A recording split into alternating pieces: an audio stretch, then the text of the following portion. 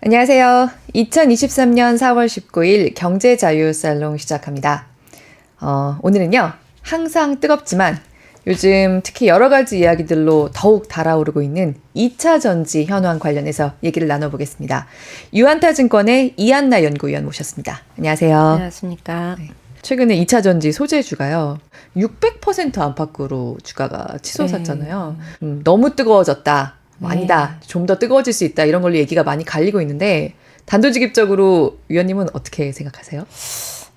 사실 많이 뜨거워진 상태기는 하죠. 네. 그래서 뭐 사실 지금 신규로 만약에 이 종목이 너무 좋아서 신규로 진입을 해야 되겠다라고 한다면 굉장히 리스크가 클 수 있는 상태이긴 합니다. 언제 어떻게 매도가 나와도 이상하지 않은 흐름이라는 거죠. 애널리스트 측면에서는 우선 밸류로 좀 설명을 드려야 될 것 같은데, 네. 2025년 기준으로, 내후년 기준으로 EV EBITDA, 포스코 퓨처인과 에코프로 BM 기준으로 거의 30배가 넘어간다라고 한다면 2025년 기준으로도 굉장히 고밸류인 거예요. 그렇기 때문에 이때쯤에는 조금 조심하세요라고 이야기를 하는 게 저희 입장에선 사실 맞습니다. 이제 한간에서는 너무 이제 유튜브 채널이 이렇게 많이 나오다 보니까 요즘 밸류가 뭐 무슨 상관이냐, 밸류를 잘 모른다 뭐 이렇게 생각하실 수도 있는데, 분명히 투자하는 입장에서 리스크를 항상 체크를 해야 되는 입장에서는 밸류를 고민할 수밖에 없긴 하다, 이렇게 보고 있고요. 아직까지는 이렇게 목표 주가를 이미 넘기는 했지만 특별히 그 레포트를 쓰거나 하향을 하거나 이러지는 않았던 이유는 당분간은 과열이 될 수밖에 없겠다라는 생각은 좀 들었어요. 우선은 전체적으로 다른 섹터들하고 좀 비교를 해봤을 때, 네. 기본적으로 2차 전지는 성장성이 높아요. 네. 그런데 성장성만 놓고 끝나냐? 그게 아니고 좋은 소식들이 계속적으로 들려올 만한 재료들이 많기 때문에 당분간은 밸류가 너무 과열되어 있긴 하지만 갈 수밖에 없긴 하겠다, 이 정도 보고 있습니다. 네. 말씀을 굉장히 조심스럽게 하셔서 네, 조심스럽습니다. 들으시는 분들이 좀 알아서 좀 새겨 들으셔야 될 것 같아요. 네. 지금 개인 투자자들이 관심을 많이 갖고 있고 또 투자를 많이 하고 있는 종목이잖아요. 근데 요새 공매도가 또 이 종목에 많이 들어오더라고요. 그건 당연히 그럴 수밖에 없습니다. 왜냐면 저희 아무리 성장사는 이제 과거에도 굉장히 버블이 있었던 섹터들도 있었었고, 중간에 또 완전 옛날에는 닷컴 버블이라고도 있었지만 지금 거의 요즘 잘 모를 거예요. 그 이후에 바이오 버블도 있었고, 네. 여러 가지 버블들이 되게 많이 나오고 있는데, 그렇다 하더라도 높아진 건 사실이에요. 특히나 이제 2차 전지 같은 경우에는 수익이 이미 나오는 상태에서 밸류를 바라봐야 되는 네. 거기 때문에 이건 어느 정도 실적을 계속적으로 체크하면서 갈 수밖에 없어요. 그럼 이렇게 실체가 있고 수익성이 나오는 상태에서의 성장 산업은 내후년 기준으로 30배 넘어가면은 과열이라고 볼 수밖에 없어요. 물론 사실 내년 기준으로 봐서 40배가 넘어가면은 부담인데 이미 그건 넘어섰잖아요. 네. 네, 그렇기 때문에 그때부터는 이제 지금까지는 저희가 대부분 외국인이나 기관 수급 중심으로 많이들 움직이고, 이 외국인이나 기관 수급 같은 경우에는 어느 정도 규칙성이라는 것이 있어요. 이 정도 오르면은 우리는 이제는 숏이라든지 아니면 공매도라는 이런 부분들을 여러 가지를 생각을 하기 때문에 이건 굉장히 어찌 보면은 각 수급별로 굉장히 당연한 수순이지 않나, 이렇게 보고 있습니다.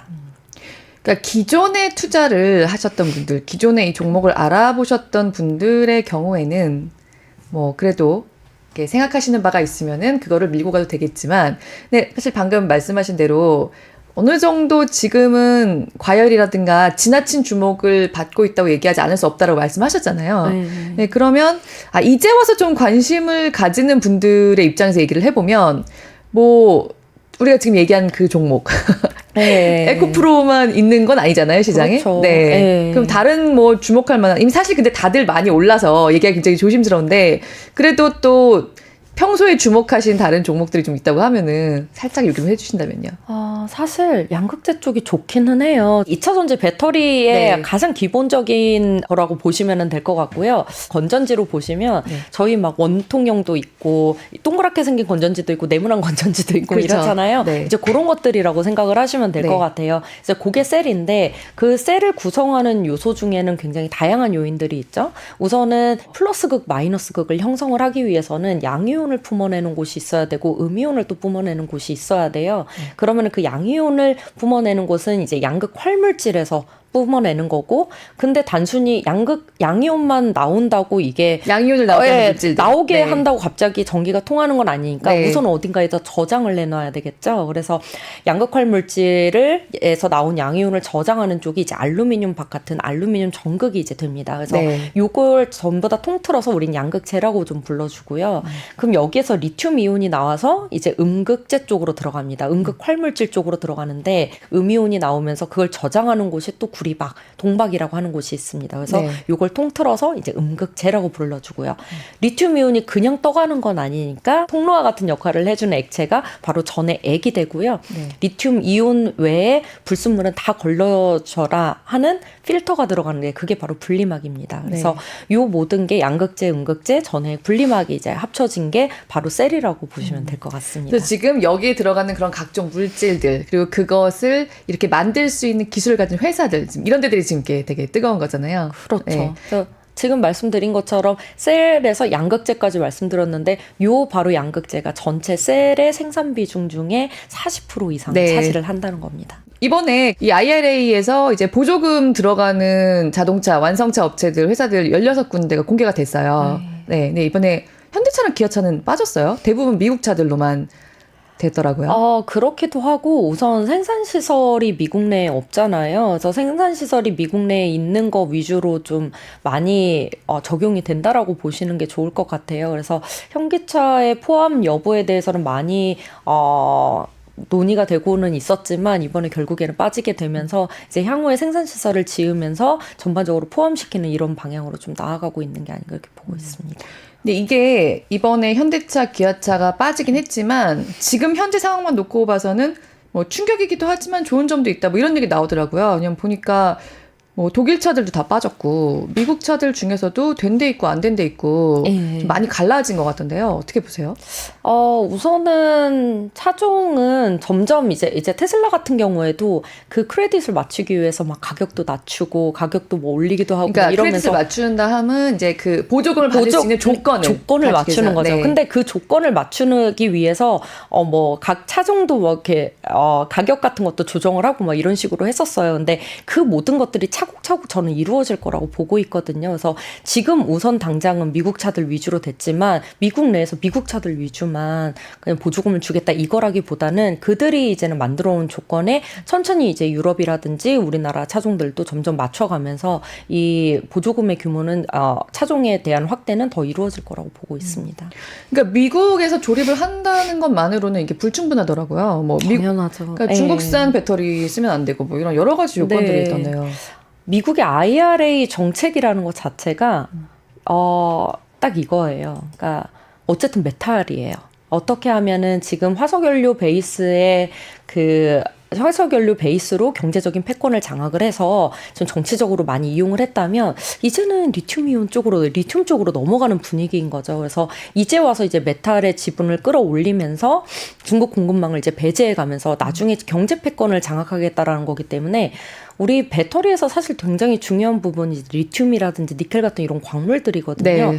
그 부분을 이제 중국이 장악하고 있다 보니까 나중에는 이 경제 패권을 뺏기게 되겠구나. 이게 핵심이었던 거예요. 그렇다 보니까 만드는 데 있어서도 광물 요건도 맞춰라. 그리고 생산을 하는데 광물 요건을 맞춰서 생산을 하라는 뜻은 결국에 중국의 공급망, 대부분 중국이 차지하고 있는 광물 공급망을 최대한 배제를 하면서 미국 내에서 생산 능력을 끌어올리는 거는 이거를 가지고 이제 본인들이 생산하는 걸 수요로 맞춰라. 이제 이런 의미이기 때문에 이 모든 보조금의 기준에는 그 경제 패권과 연관된 모든 조건들이 엮여 있을 수밖에 없다고 보시면 될 것 같습니다. 한마디로 배터리에 들어가는 광물을 중국을 최대한 배제하고 구해라라고 하는 거잖아요. 그렇죠. 그래야지만이 이제 보조금 주겠다. 네, 그런 거죠. 근데 그래서 우리나라 업체들이 뭐 중남미라든가 아프리카라든가 이런 데서 뭐 리튬 광산 같은 데 접촉을 해봐도 그러니까 최종적으로는 그런 데서도 중국 업체를 완전히 배제하기는 힘들다 이런 얘기를 또 하던데 너무 어렵습니다. 네, 좀 설명을 좀 해주신다면요. 우선 리튬부터 한번 설명을 드려볼게요. 네네. 원래 전기차 시장이 제대로 자리 잡게 된 계기는 중국 때문이에요. 그러니까 중국 같은 경우에는 내수 시장이 굉장히 크고 어쨌든 정부에서 보조금을 크게 주면서 예산을 끌어올려서 기업을 키우는 이런 흐름으로 갈 수가 있는 나라잖아요. 그렇다 보니까 2008년, 9년 때부터 본인들은 전기차 어느 정도 이제 배터리의 기술을 자리를 잡은 다음부터 이걸 어떻게 하면 산업적으로 끌어올릴까를 이미 다 연구를 해놓은 상태, 그걸 갖춰놓은 상태예요. 그래서 처음에 전략이 뭐였냐면 리튬이온 배터리가 어쨌든 베이스가 되면 리튬이 핵심이겠다 이러면서 네. 2007년, 8년, 9년 계속적으로 글로벌리 굉장히 메인으로 되어 있는 리튬 강산들을 전부 다 지분을 확보를 하기 시작을 했어요. 네. 근데 지금 생각해보면 지금이야 리튬 강산이 비싸지 그때는 그렇게 비싸지 않았을 거 아니에요. 굉장히 저렴한 가격에 중국 광산뿐만이 아니고 칠레 쪽에 있는 광산들도 굉장히 유명한데 칠레 광산 지분 전부 다 중국 쪽으로 많이 가 있고요. 네. 이게 글로벌리 아르헨티나 쪽도 마찬가지고 이렇다 보니까 이제 와서 뒤늦게 이제 미국 같은 경우에도 정책적으로 중국을 밀어내고 우리가 이제는 끌어내야지 하고 전부 다 이렇게 뒤져봤는데 어디 들어가면은 중국 자본 다 들어와 있고 이렇다 보니까 완전히 배제하기가 너무 어려운 거죠. 그리고 배제하고 일부분을 차지를 하려 들면 정말 가격이 한 3-4배 프리미엄이 붙어버리는 거예요. 그럼 수익성이 안 나오잖아요. 그렇죠. 그래서 지금 리튬 같은 경우에는 계속 염호라는 얘기가 나오는 이유가 광산도 있기야 있겠지만 한계가 있어요. 중국 자본이 너무 많이 들어와 있고. 근데 염호에서 이제는 개발하는 것들은 사실 어떻게 좀 기술 개발을 통해서 이제 순도 높은 리튬을 할 수 있는 여지가 염호 쪽에 좀 아직은 남아있다라는 거죠. 그래서 염호에 대한 이야기가 계속 나오고 있는 거라고 보시면 될 것 같습니다. 네. 이런 거는 이제 리튬도 마찬가지고요. 니켈도 마찬가지예요. 니켈은 근데 이제 중국 쪽이라기보다는 러시아 쪽에 좀 많죠. 러시아의 이제 로보스니켈이라든지 이런 쪽에 이제 좀 많은 상태고 그 외에는 또 중국 지분 또 많이 들어가 있는 상태고 대표적으로 이제 삼원계의 가장 메인이 되는 게 리튬, 코발트, 뭐 망간이라 리튬, 코발트, 뭐 알루미늄 이런 식으로 돼요. LCO 계열이에요. 거기에 네. 이제는 다른 것들이 이제 끼어 들어가는 건데 그럼 코발트가 되게 중요하잖아요. 네. 콩고나 이런 쪽에 코발트 광산은 또 거기는 한정되어 있어요. 일부 지역에.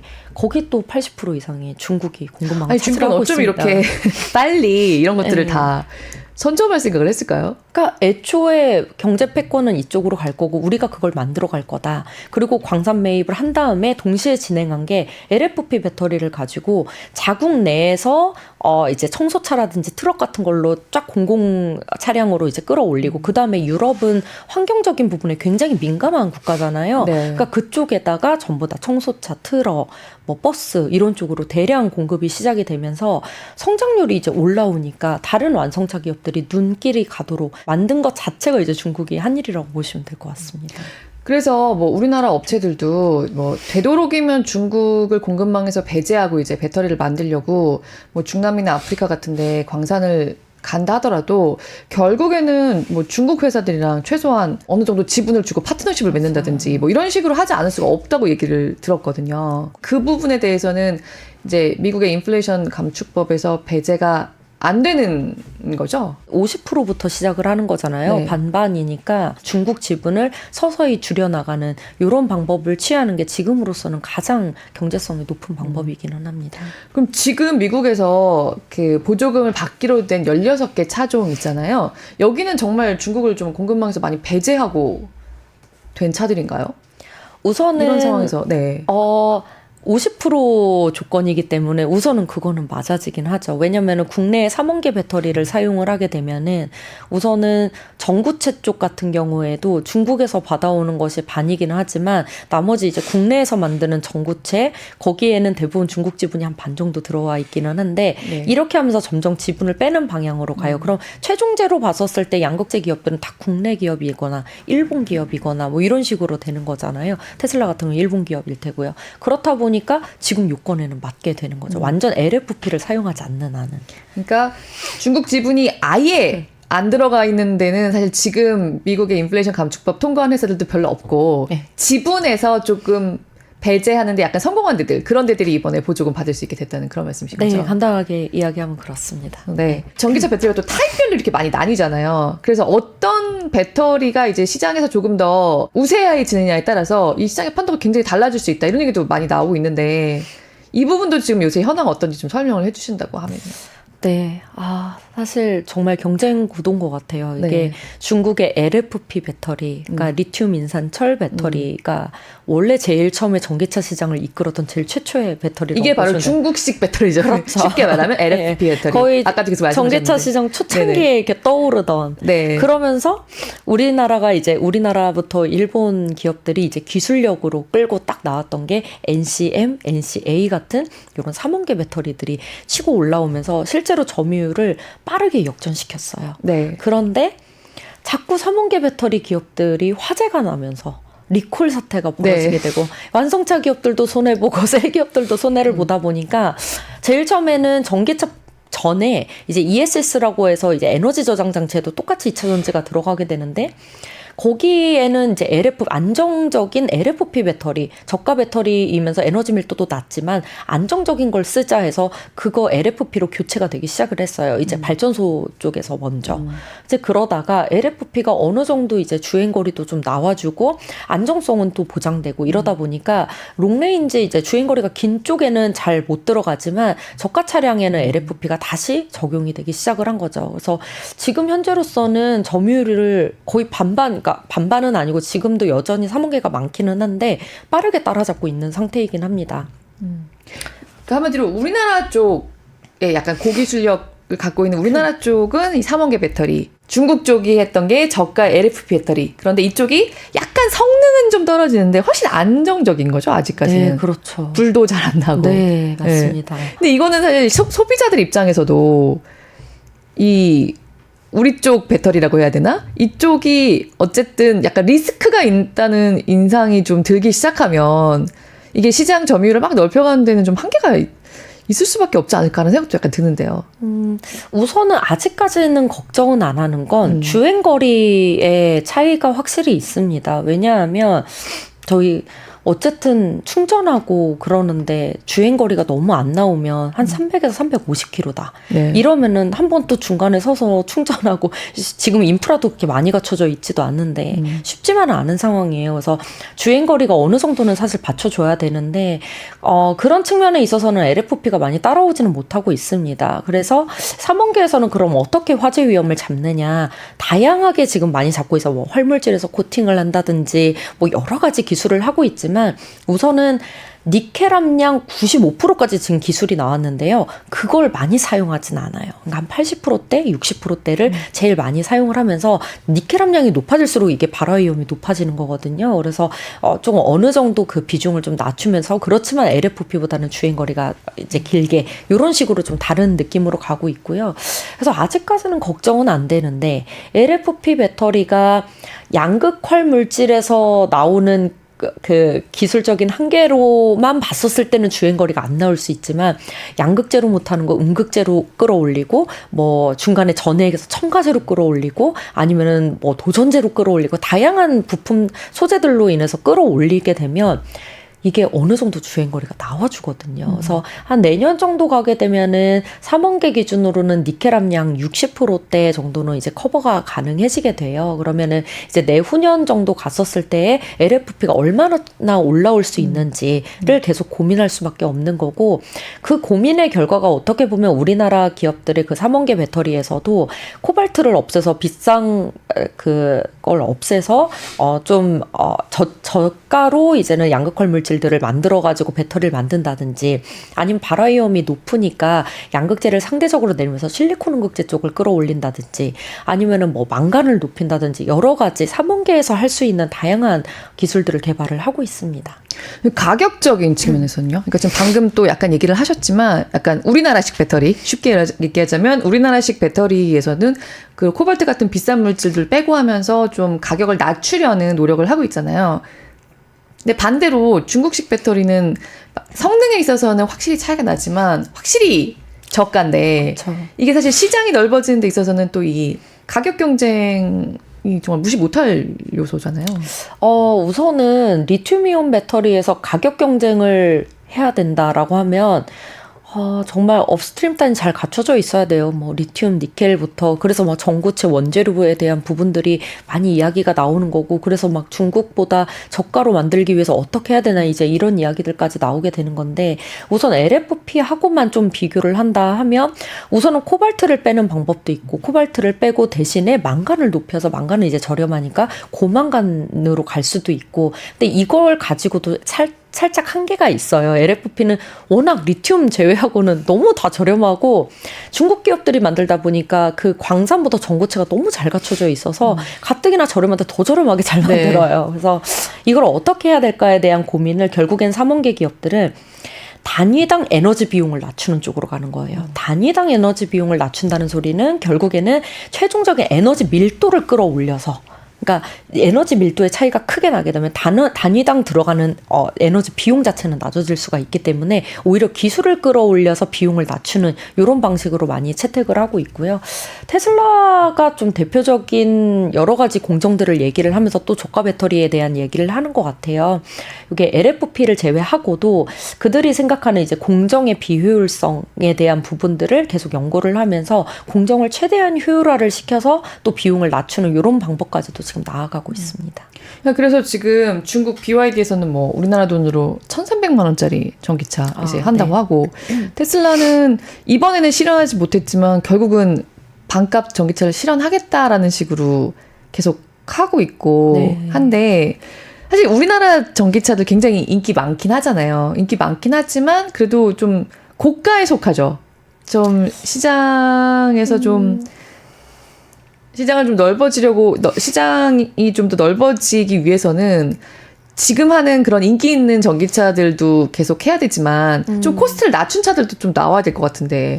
그래도 현대기아차는 저렴한 편이고요. 사실 현대기아차는 그래도 저렴한 편이고, 네. 결국에 이제 고민이 되는 건 우리나라 배터리 기업들이 대부분 공급하는 쪽이 이제 뭐 GM이라든지 뭐 아우디, BMW 뭐 이런 쪽으로 이제 많이 고가차들이니까. 네, 네. 맞아요. 이제 그들이 조금 낮춰져, 그러니까 결국에는 우리나라 배터리 기업들의 가격이 좀 낮아질 필요가 있기는 해요. 그래서 그거에 대한 고민들을 많이 하고 있고, 근데 이제 그렇기 위해서 지금 다양한 이야기들이 지금 나온 거죠. 그래서 뭐 아까 전에 이제 또 말씀드렸지만 코발트 없애고 망간 높이고 이런 것들도 있고, 정말 장비에 있어서도 완전 자동화 장비로 가기도 하고요.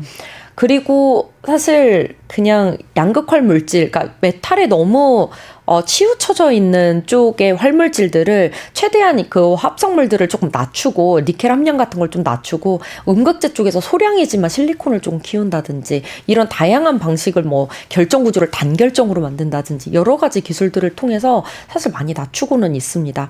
그리고 그렇게 하기 위해서는 여러 시간들이 많이 필요했을 텐데, 너무 다행히도 작년에 이제 미국의 IRA 때문에 중국과의 직접 경쟁을 약간은 피할 수 있게 되었어요. 그래서 네. 조금은 시간을 벌지 않았나 저는 그렇게 보고 있습니다.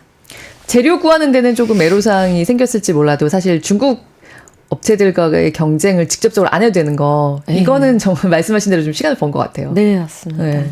근데 그러니까 이런 뭐 중국 업체들이 이제 미국 관련 시장에서는 좀 단절되는 측면도 있고, 또 전반적으로는 사실 정말 이제 전기차 시장은 그야말로 급속 팽창할 것만 남은 거잖아요. 지금까지도 빨리 성장했지만 당장 뭐 미국이나 유럽이 굉장히 이른 시간 안에 내연차를 되게 빠른 속도로 좀 퇴출시키려고 하고 있더라고요. 네, 미국에서도 작년 목표 대비 굉장히 강력한 목표를 냈죠. 그래서 올해 2032년까지 한 67%를 지금 전기차로 만들겠다 이러면 우리나라한테는 땡큐. 네, 우리나라한테는 정말 좋겠죠. 그래서 이 정책 정말 한편으로는 그걸 보면서 그렇게 생각을 했어요. 정말 정책으로 밀어붙일 수 있는 나라의 힘이구나, 이게. 67%를 만들어내겠다. 그리고 그만큼에 들어가는 메탈을 우리가 어떻게 해서든 중국 공급망을 배제를 시킨 다음에, 염호를 끌어올리든지 생산량을 늘리든지 해서 어쨌든 요 패권을 우리가 빠른 시일 내에 장악을 하겠다를 바로 이 목표치로 얘기해 준 게 아닌가? 저는 이제 그런 생각이 좀 들었고, 지금 글로벌 침투율 기준으로 봤었을 때는 침투율이 뭐라? 침투율이 뭔지 좀 설명 좀 해주시면서. 전체 완성차 시장에서 전기차가 차지하는 비중 자체가 한 10% 정도밖에 되지 않아요. 올해 기준으로. 근데 이게 앞으로 급속도로 올라오고 10%가 됐는데도 사실 10% 정도인데 여기에서의 대부분은 중국과 유럽 지역에서 이제 점유율을 차지를 하는 거고 미국은 사실 한 자릿수대 정도밖에 안 되거든요. 근데 올해부터 이렇게 2032년까지 67%까지 끌어올리기 위해서는 성장성 자체가 정말 폭발적인 거고 국내 기업들로 먼저 예를 들어보면은 미국 내에선 지금 LG 에너지 솔루션의 규모가 제일 크잖아요. 그래서 LG 에너지 솔루션 같은 경우에도 지금까지는 중국과 유럽 쪽 비중이 굉장히 컸었다면은 미국이 매출 비중 1위로 올해부터 막 올라서는 해입니다. 그래서 이 전반적인 게 정책적부터 시작해서 우리나라 기업들한테 굉장히 수혜와 그리고 큰 성장성을 가져올 수 있는 게 아닌가 이렇게 보고 있습니다. 근데 미국에서 보면 미국 입장에서 생각을 하면 사실 그 미국 대도시들 같은 데 가면 이제 정말 테슬라가 좀 많이 보이긴 하거든요. 근데 이렇게 도시 지역, 그러니까 짧게 움직일 수 있는 뭐 통근차 정도로는 많이 쓰는 것 같은데 이게 미국처럼 이렇게 나라가 큰 데에서는 결국은 좀 서부나 이쪽으로 가면 정말 거의 전기차를 잘 못 본 것 같아요. 도시에 벗어난 지역에서는.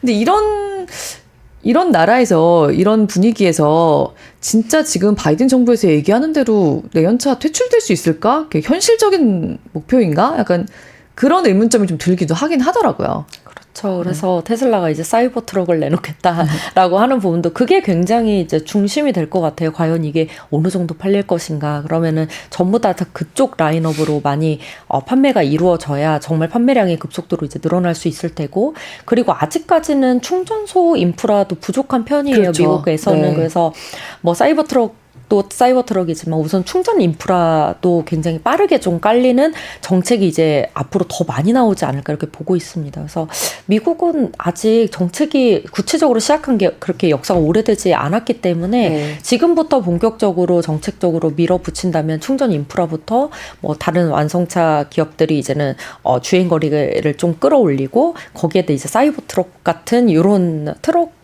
위주의 이런 라인업들도 계속 증가를 하게 된다면 굳이 못 맞출 이유는 없을 것 같다. 그리고 내년 기준으로 600km 지금 주행거리 나오는 거 다 준비하고 있기 때문에 그 정도는 그래도 가능하지 않을까? 한번 기대를 해보고 있습니다. 네, 그대로 실현된다고 하면 굉장히 빠른 속도인데요. 정말 빠른 속도죠. 네. 미국이 올라와 버리는 순간에는 이제 유럽도 내연차 퇴출하려고 하는 시한이 다 정해져 있잖아요. 그렇죠. 거기는 이제 국가별로 좀 차이가 있기는 하지만 대부분은 2035년에는 거의 제로 이렇게 바라보고 있고 2030년에도 이미 어느 정도 전기차만 생산하겠다고 하는 이제 기업들이 많이 나온 상태죠. 그렇기 때문에 유럽은 전기차 시장 확대 자체는 성장성 자체는 이미 그러니까 거의 중국 다음으로 지역별 매출 비중이 굉장히 높잖아요. 그래서 거의 지금 작년까지만 봤었을 때는 중국과 유럽이 양분해서 나눠 갖는 구조였었어요. 그렇기 때문에 성장성, 그러니까 1년 한 해 성장성만 봤을 때는 유럽보다 당연히 미국이 높을 수밖에 없고요. 외출 비중이 워낙 지역별 비중이 거의 없었다가 지금 비중이 크게 올라오는 거기 때문에 성장성이 두드러지는 거긴 한데 지역별 비중 안에서도 성장성을 여전히 가져올 수 있는 건 사실 유럽 지역이기는 합니다.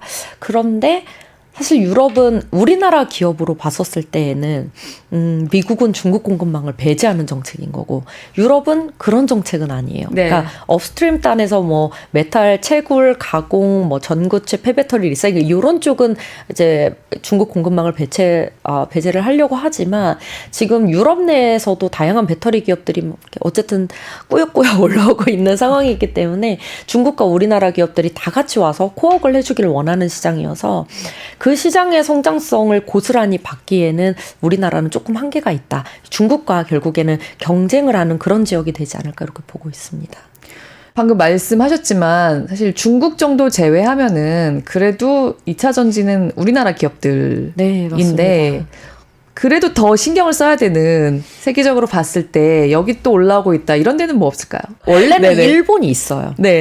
일본에 파나소닉도 있고 뭐 양극재 기업 중에서는 스미토모 메탈 마이닝도 있고 미쓰비시 케미칼도 되게 잘하고 있고 너무 잘하는데 일본 특징이 굉장히 너무 보수적이에요.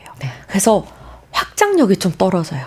그렇다 보니까 저도 오히려 일본은 광산이라든지 이런 수직 계열화가 되어 있는 부분들이 많기 때문에 잘하면 조금 거긴 또 더 그런 게 있군요. 네, 저희는 광산이 없지만 네. 또 이제 리튬 광산이라든지 이런 광산이 좀 있습니다. 그래서 그렇게 했었을 때는 잘못하면 미국 내에서 이번에 FTA 체결 국가가 아님에도 일본에게 수혜를 준다고 했는데 그럼 올라오면 어떡하지? 하고 다양한 환경은 진짜 좋은 것 같은데. 네, 근데 다양한 이제 일본 기업들하고 이제 얘기를 해보면 많이 보수적이구나. 그래서 정말 일본 기업 몇 군데 제외하고는 크게 확장시킬 생각이 많지만은 않구나. 이제 이거를 조금 느끼. 이건 정말 그 국가만의 특성인 것 같아요. 유럽에서는 정말 본격적으로 지원을 해주겠다.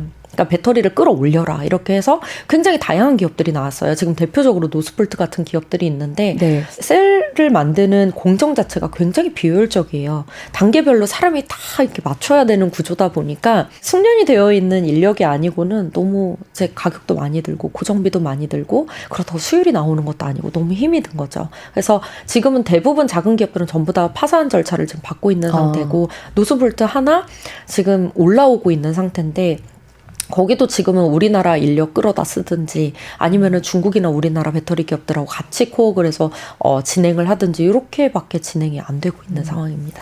근데 우리나라는 어떻게 이렇게 비효율적인 공정이 많이 들어가는 여기서 이렇게 자리를 잡았을까요? 우리나라 기업들은? 우선 오래됐죠. 네. 중국보다 훨씬 전부터 시작이 된 기술이라고 보시면 될 것 같아요. 물론 가장 오래된 건 일본이긴 한데 그걸 끌어올려서 확장시키는 능력은 또 우리나라 기업들이 잘하거든요. 우리 기업들은 뭐 한동안 굉장히 중국이 위협이 되었지만 조금 정치적인 이유로 약간 이렇게 지형이 변하고 있는 분위기이긴 한데요. 지금 이런 것들은 좀 해결을 하면서 가야 된다라고 하는 것들이 있다면 뭐가 있을까요? 중국이 많이 차지하고 있는데 이거를 해줄 수 있는 부분은 이제 셀이나 완성차 기업들이 오히려 지분 투자를 해서 이렇게 사급을 해주는 형태가 되어야 될 것 같고 그러면 우선 당장 그 다음 스텝으로 밟을 만한 게 양극재 바로 직전 단계의 원재료인 전구체예요. 원재료인 NCM, NCA를 전구체에서 대부분 만드는데 그것도 또 대부분 중국 기업들이 가지고 있거든요. 네. 지금 우리나라 기업들이 앞으로도 미국 내 보조금이라든지 크레딧 수혜를 받기 위해서는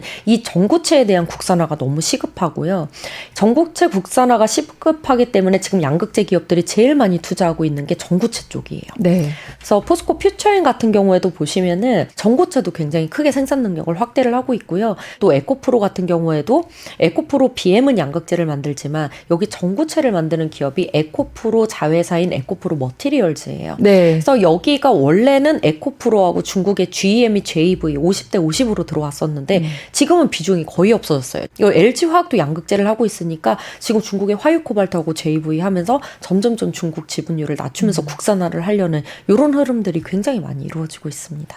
우리 업체들이 사실 국내에서도 열심히 하지만 미국에서 원하는 대로 미국에 가서 좀 생산을 하고 미국 시장을 좀 넓히고 이런 쪽으로의 노력도 좀 계속 시작되고 있잖아요. 그렇죠. 그래서 지금 미국 IRA 정책 자체를 보면은 지금까지 많이 말씀드렸던 양극재 쪽 같은 경우에는 미국과 FTA를 체결한 국가에서 이제는 부가가치 50%만 나와도 된다라는 얘기가 나왔기 때문에 대부분 이제 국내에서 증사를 하기 시작을 할 거예요. 네. 미국 내로 나가면 이제 생산비가 너무 많이 증가를 하니까. 그런데 지금 부품 요건으로 들어가는 이제 소재 중에는 분리막, 전해액 뭐 이런 기업들이 있어요. 네. 이들은 부품 요건이란 소리는 미국 내에 생산 시설을 지어야 돼요. 네. 생산 능력을 이제 미국 내에서 증설을 하겠다는 발표가 이어질 수밖에 없어요. 제일 첫 번째로는 셀 비중 중에서 두 번째로 생산 비중이 높은 게 분리막입니다. 네. 그러니까 분리막 같은 경우에도 지금 미국 내에서 결국에는 증설을 해야 되겠죠. 근데 지금까지 보면 SK IET하고 이제 WCP라는 국내 분리막 기업들이 대표적으로 있는데 SK IET는 SK 온 쪽으로만 공급을 하고 있었고 네. 물론 LG 에너지 솔루션 쪽도 있지만 이제 물량이 좀 미미한 상태고요. WCP 같은 경우에는 삼성 SDI가 이제 주된 고객사라고 보시면 돼요. 중국의 창신신 소재는 대부분 많은 셀 기업들을 이제 고객사로 두고 있는 반면에 우리나라 기업들은 이제 중국 기업들한테 조금 밀려서 이제 다 솔벤더로 이제는 단독 고객으로 이제 가는 추세인데 미국 내로 들어가면 중국이 배제돼야 되잖아요. 그렇죠. 그렇다 보니까 이 분리막 쪽에서도 고객사 다변화가 지금 일어나고 있습니다. 그래서 양극재 쪽에서도 뭐 원래는 삼성 SDI하고 에코프로 BM만 JV를 해서 양극재를 공급을 했었는데 포스코 케미칼한테도 이렇게 이제 공급을 준다든지 이런 고객사 다변화가 이루어진 것처럼 두 번째 생산 비중이 높은 높은 이제 분리막 기업들도 고객사 다변화가 이루어지고 그런 흐름들이 만약에 하반기 정도에 이루어진다면 관련된 수주 발표부터 시작해서 증설 발표가 나기 시작하겠죠. 그러면은 그 증설은 분명히 미국 내에서 이루어질 수밖에 없습니다. 두 번째로는 IRA 정책이 아니어도 꼭 미국으로 나갈 수밖에 없는 소재가 있죠. 전해액이에요. 전해액은 재고 일수가 너무 짧아요. 그래서 수출을 할 수가 없어요.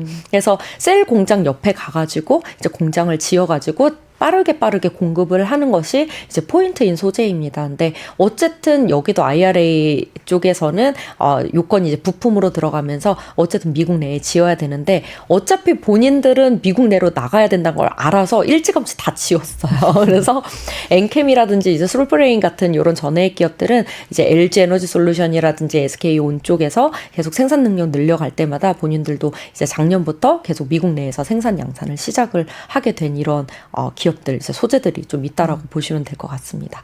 그리고 뭐 나머지 뭐 알루미늄 박, 동박 이런 쪽도 지금 계속 눈치 싸움 하면서 계속 미국 증설을 해야 될지 아니면 국내에서 증설을 해야 될지를 고민하고 있는 단계라고 보시면 될 것 같습니다. 인플레이션 감축법이 아니고 정말 자유롭게 공장을 짓는다고 하면 그러니까 전반적인 공정이 우리나라에서 이루어지는 게 우리 기업들도 좀 편하고 효율적이긴 하죠.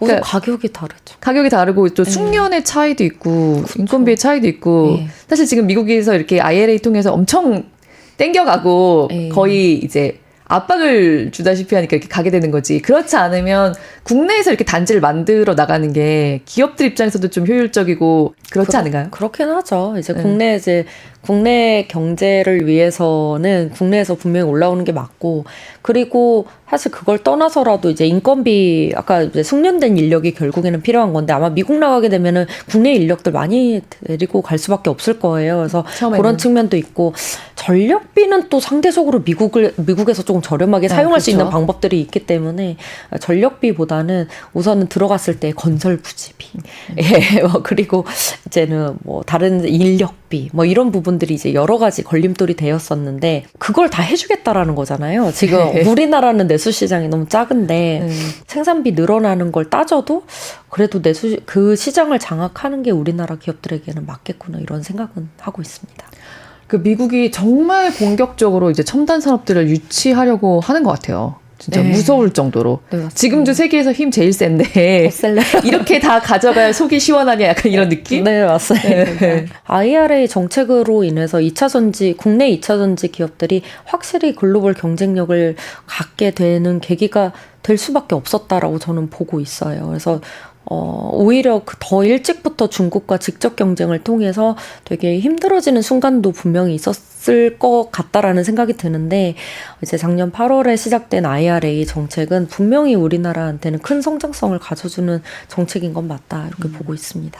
주의 깊게 보고 계신 다른 회사들이나 다른 분야나 이런 게 있다고 하면은 뭐가 있을까요? 근데 우선은 양극재 쪽이 좋기 때문에 제가 보기에는 LNF 같은 기업도 같이 보시는 게 좋을 것 같아요. 왜냐면 지금 상대적으로 이렇게 밸류의 같은 양극재 기업인데도 밸류의 차이가 있었던 이유는 이제는 아무래도 수직 계열화가 덜 되어 있다라는 측면, 단일 고객사라는 측면도 좀 있고 제품군 자체가 조금 셀 안에서 많은 비중을 차지하는 제품군은 아니에요. 이제 그렇다 보니까 좀 차이가 났었는데 아까 뭐 전에도 말씀드렸듯이 미국 내에선 공급이 많이 부족해요. 중국을 배제하다 보니까 그런 공급망을 계속적으로 늘려야 되는데 그러면 LNF한테도 그런 다양한 제품군을 확대시켜 달라는 고객의 니즈가 분명히 있을 수밖에 없습니다. 그래서 그렇게 된다면 지금까지 벌어진 갭이 오히려 그 제품군의 확대와 수주 확대, 고객사 다변화로 인해서 빠르게 메꿔지는 업사이드 측면에서 봤었을 때는 LNF가 좀 더 높을 수 있다라고 저는 보고 있고요. 그 외에도 되게 좋은 기업들 많아요. 지금 우리나라 수혜 안 보는 기업이 없거든요. 근데 플리막 같은 경우에도 고객사 다변화 지금 이루어질 거라고 말씀드렸잖아요. 그래서 그것처럼 이제 아마 WCP나 이런 기업들도 하반기 정도에는 삼성 SDI를 떠나서 다른 고객사로의 다변화들이 이루어질 수밖에 없어요. 이런 거는 공급망이 너무 부족하기 때문에. 그래서 이런 플리막 기업들도 같이 보시면 좋을 것 같고 오히려 뭐 전액 쪽 늘어나면서 첨가제 독점하면서 가져가는 첨보 같은 기업들도 수혜를 받을 수밖에 없지 않나 이렇게 보고 있습니다. 가장 좀 핫하기도 하고 또 말이 많기도 하고 그래서 오늘 얘기해주신 얘기들이 좀 쏙쏙 들어왔는데 계속 갈 수밖에 없는 산업이다 보니까 앞으로도 이렇게 자주 나오셔서 현황 짚어주시면 좋겠어요. 알겠습니다. 네, 오늘 말씀 잘 들었습니다. 감사합니다. 감사합니다. 네, 안녕하세요. 경제자유살롱 시작합니다. 저는 김혜민 기자고요. 네, 정성문입니다. 반갑습니다. 네, 오늘은 조금 특별한 주제를 저희가 가져와 봤습니다. 네. 국민연금에 대해서 한번 얘기를 나눠보려고 합니다. 박명호 홍익대 경제학부 교수님 모셨습니다. 안녕하세요. 안녕하세요. 안녕하세요. 국민연금 내고 계신가요? 몇 년 전까지는 냈었는데요. 네. 최근에는 제가 대학 교수가 되면서 사학연금을 내고 있습니다. 아, 교수님은 국민연금을 안 내요? 그렇죠. 지금 우리나라에는 공적연금이 크게 4가지 유형이 있는데 네. 네. 물론 작은 거 빼고요. 그러니까 국민연금, 그다음에 공무원들이 나는 공무원연금, 네. 그다음에 이제 사립학교 교직원들이 내는 사학연금, 그리고 군인연금. 근데 아. 사학연금은 제도가 공무원연금하고 똑같습니다. 아. 예, 그런 상황입니다. 아, 그러면은 사학연금에도 있고 국민연금에도 있고 이런 건 아니고 예, 그 4가지 중에 한 가지를. 네네. 보통은 근데 동시에 가입은 못하더라도 네. 제가 만약에 이제 학교에 직장을 다니고 있다가 네. 그냥 퇴사하고 일반 직장으로 옮긴다, 일반 회사로 옮긴다. 네. 네. 그러면 다시 이제 국민연금으로. 전환이 가입을 되는 예, 예. 거예요. 그러면 지금까지 사학연금에 냈던 돈은 국민연금으로 가져가서 이렇게 해요? 아니죠. 그러니까 사학연금에서 관리를 해줍니다. 그래서 아. 이제 이게 어떻게 되냐면 보통 국민연금이든 사학연금이든 10년을 납부해야지 연금화가 되고요. 네. 10년 가입 이력이 10년 미만이면은 퇴직 일시금으로 해가지고 연금으로 한꺼번에 다 찾아가야 됩니다. 그냥 한꺼번에 돌려주는데 근데 문제는 그러다 보니까 연금화를 촉진시키기 위해서 연계연금이라는 걸 또 연계제도를 만들어놨습니다. 그래서 보통 2가지 정도의 연금에 사람들이 가입 이력이 있을 수가 있는데 3가지도 있을 수 있지만 네, 네. 보통 통상적으로 2가지 정도 되는데 2가지 합쳐서 10년이 된다 하더라도 이제 연금화는 해주게끔 나라에서 정책적으로 바꿔놨습니다. 2가지를 합해서 10년이 넘으면 그렇죠. 뭐 학교 교직원으로 있다가 일반 회사로 옮길 수도 있고 아니면 예. 공무원이 될 수도 있고 예. 네. 일반 회사 다니다가 다만 군인은 네. 연금을 받을 수 있는 자격 요건이 20년입니다. 아직까지 2015년 경에 국민연금, 사학연금이 제도 개편이 이루어졌는데 그때 이제 20년, 10년을 줄어들었는데 군인연금은 그때 아직 개혁을 안 해가지고 옛날 제도 20년을 계속 유지하고 있습니다. 그렇군요. 자, 연금 제도가 되게 네. 뭐 말씀드렸다시피 여러 가지가 있지만은 오늘은 국민연금에 좀 집중해서 네. 뭐 사학연금도 중요하고 공무원연금도 군인연금도 다 중요하지만 오늘은 그래도 대다수가 가입하고 있는 네. 국민연금. 특히 국민연금 저희가 갖고 온 이유가 있잖아요. 네. 이게 뭐 연금이 고갈될 수 있다. 뭐 이런 우려가 제기되면서 MZ 세대들이 많이 불안해하고 있어요. 오늘은 그 얘기를 좀 자세히 들어보겠습니다. 국민연금 안 낼 수는 없는 거죠. 무조건 의무 나쁜 거죠 이게. 맞습니다.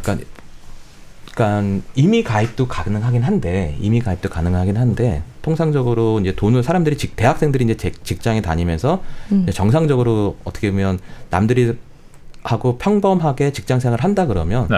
강제 가입이거든요. 그렇죠. 회사에서 예. 명세서에 보면은 국민연금 자동적으로 떼가 낸다고 있어요. 저한테 안 오고 바로 냈다 그러더라고요. 근데 이제 아주 소규모 영세한 기업들 같은 경우에 있어서는 그 자영업 고용주하고 네. 그다음에 이제 근로자하고 서로 합의하에 4대 보험을 갖다 안 내는 경우도 있긴 있습니다. 그래서 이제 그런 걸 그 가입을 독려하기 위해서 나라에서는 인센티브를 줘가지고 그 사회보험료의 일부를 국가에서 대신 납부해주고 그러면서 가입을 유도하고 있는 정책들을 하고 있습니다. 그렇군요. 그러니까 뭐 의무 가입은 일정 규모 이상 좀 일반적인 직장은 다 의무 가입이고 그러니까 그 좀- 사람들도 당연 가입이라고 얘기를 하는데 네. 당연 가입자임에도 불구하고 이게 뻗팅겨 버리면 몰래 안 하는 거죠? 예 그럴 수도 있고 네. 알면서도 돈 없어요. 네, 돈 없어요 이래버리면 이제 힘든 상황입니다. 그렇군요. 그런 어려움이 근데 있습니다. 제가 궁금한 거는 이 의무 가입을 하는 게 우리나라에만 있는지 뭐 몇몇 국가에 있는지 다른 나라도 비슷한 상황인지. 그러니까 공적연금 제도는 아마도 제가 이제 그런 질문을 학생들한테도 가끔 받는데 네. 아마 진짜로 후진국이 아닌 이상 대부분의 어떤 개발도상국 정도 되는 나라들은 대부분 다 갖추어 있을 겁니다. 그래요. 그래서 사회 안전망 중에 하나이기 때문에 그러니까 이 연금이라는 것 자체가 탄생된 배경을 잠깐, 그러니까 공적연금 제도가 탄생된 배경을 잠깐 말씀을 드리면 보통은 정부가 시장에서 시장 경제 원리에 따라서 잘 작동하는 그런 시장들이 존재한다 그러면 정부가 개입할 요인이 없는데 경제학적으로는 우리가 이제 역선택의 문제라는 게 정부의 비대칭성으로 인한 이런 말씀을 드리는 게 좀 네. 장황해지는데 네. 하여튼 정부가 개입할 수밖에 없고 그러니까 개입을 해야 되는 이유 중에 하나는 사람들이 생각보다 더 오래 살 수 있다라는 그런 위험이 있는데 위험이요? 그렇죠. 위험이죠. 위험. 그래서 오래 사는 게 위험이에요. 또 최근에는 장수 위험이라는 말을 씁니다. 아, 아, 그래요? 진짜로요? 예, 예, 그런 용어를 씁니다. 아. 그래서 장수 위험이라고 해가지고 정부가 쓰는 거죠. 그러니까 전문가들이 전문가들이 아, 나쁘다. 아니 네, 이게 어쨌든. 영어로 해야지 좀 이게 느낌이 없어요. 리스크. 그쵸? 예, 맞아요? 맞습니다. 장수 네. 리스크. 예. 예. 말씀 계속하시죠. 예. 예, 그런 장수 리스크가 좋은데 사람들이 내가 나는 은퇴하고 나서 20년 정도 살 거야 하고 20년을 대비를 해서 저축을 해놨는데 최근에 이제 건강 상태가 되게 좋으니까 30년, 40년도 살 수 있단 말이에요. 네. 그럼 향후 나머지 20년을 제외한 나머지 10년 또는 20년에 대해서는 자기가 제대로 준비를 안 했으니까 그런 위험이 존재하잖아요. 네. 그런 위험을 해칭하려고 그러면 우리가 화재보험에 들듯이 보험 상품을 가입을 해야 되는데 일반 연금 상품들, 일반 연금을 갖다가 제공해주는 그런 보험회사들이 존재하지는 않습니다. 그러다 보니까 나라에서 강제적으로 모든 국민들로 하여금 그 국민연금, 우리나라식으로 하면 국민연금을 가입하게 하는 그런 제도들을 네. 다수의 선진국들, 뭐 거의 모든 선진국이 있죠. 뭐 선진국은 다 할 거고 네, 네. 대부분의 나라들이 다 갖추고 있다고 생각하시면 됩니다. 근데 이게 제가 앞에도 말씀드렸지만 이 고갈이 임박했다라는 얘기 계속 나온다고 네, 하잖아요. 맞습니다. 이게 진짜일까요? 아, 진짜라고 저는 생각을 합니다. 얼마나 있어요? 국민연금이 도대체 얼마가 있는 거예요? 그러니까 모아놓은 돈이? 지금 국민연금 적립금이라는 게 있는데요. 네. 국민연금 적립금이 그러니까 어떻게 매저를 어떤 기준으로 해서 그 이야기를 하느냐에 따라 다르지만 네. 900조 또는 1000조 정도 현재는 1000조. 예, 정도 쌓였다고 보는데, 그러니까 1000조라고 했을 때는 이미 기금에서 돈을 써가지고 문제인 거지, 기금 운용 수익하고 기금 자체를 기금화된 걸 합치면 1000조가 넘는다고 얘기를 하고요. 네네. 실제로 운영하는 건 한 900조 정도 가량을 운용을 한다고 합니다. 네. 그것도 이제 자산들이 있기 때문에 그 자산을 어떻게 가치 평가를 하느냐에 따라서 그 금액의 액수가 달라질 텐데, 대략적으로 이제 GDP 정도의 50% 조금 안 되는 수준으로 보고 있는 상황이고요. 네. 이제 그게 많을 때는 2000조 이상 쌓인다고 옛날에는 예측을 했었는데 지금은 많으면 1700조까지 네. 쌓이다가 그게 쌓이는 시점이 2040년까지는 쌓입니다. 그런데 그 이후로 한 15년 안에 그 많은 돈들이 다 날아갑니다. 그래요. 펑 하고 근데 그 뭐 이유는 뭔지 좀 예상은 돼요. 네, 맞습니다. 뭐 이제 아이를 안 낳고 고령화가 진행될수록 네. 연금이 빨리 소진이 될 것 같은데 네. 더 근본적인 궁금증은 그럼 이럴 걸 정부는 몰란다? 강제적으로 내 월급에서 다 떼가면서 아니 이 정도도 예측 못하고 수익률도 그 정도가 안 되면서 자신 있게 내 월급에서 원천 징수한 거야? 막 이런 화가 나더라고요. 분노했어. 어떻게 생각하세요, 교수님? 월급자 입장으로서. 네. 저도 옛날에 한 몇 년간 공무원 생활을 했었는데 아, 그러셨군요.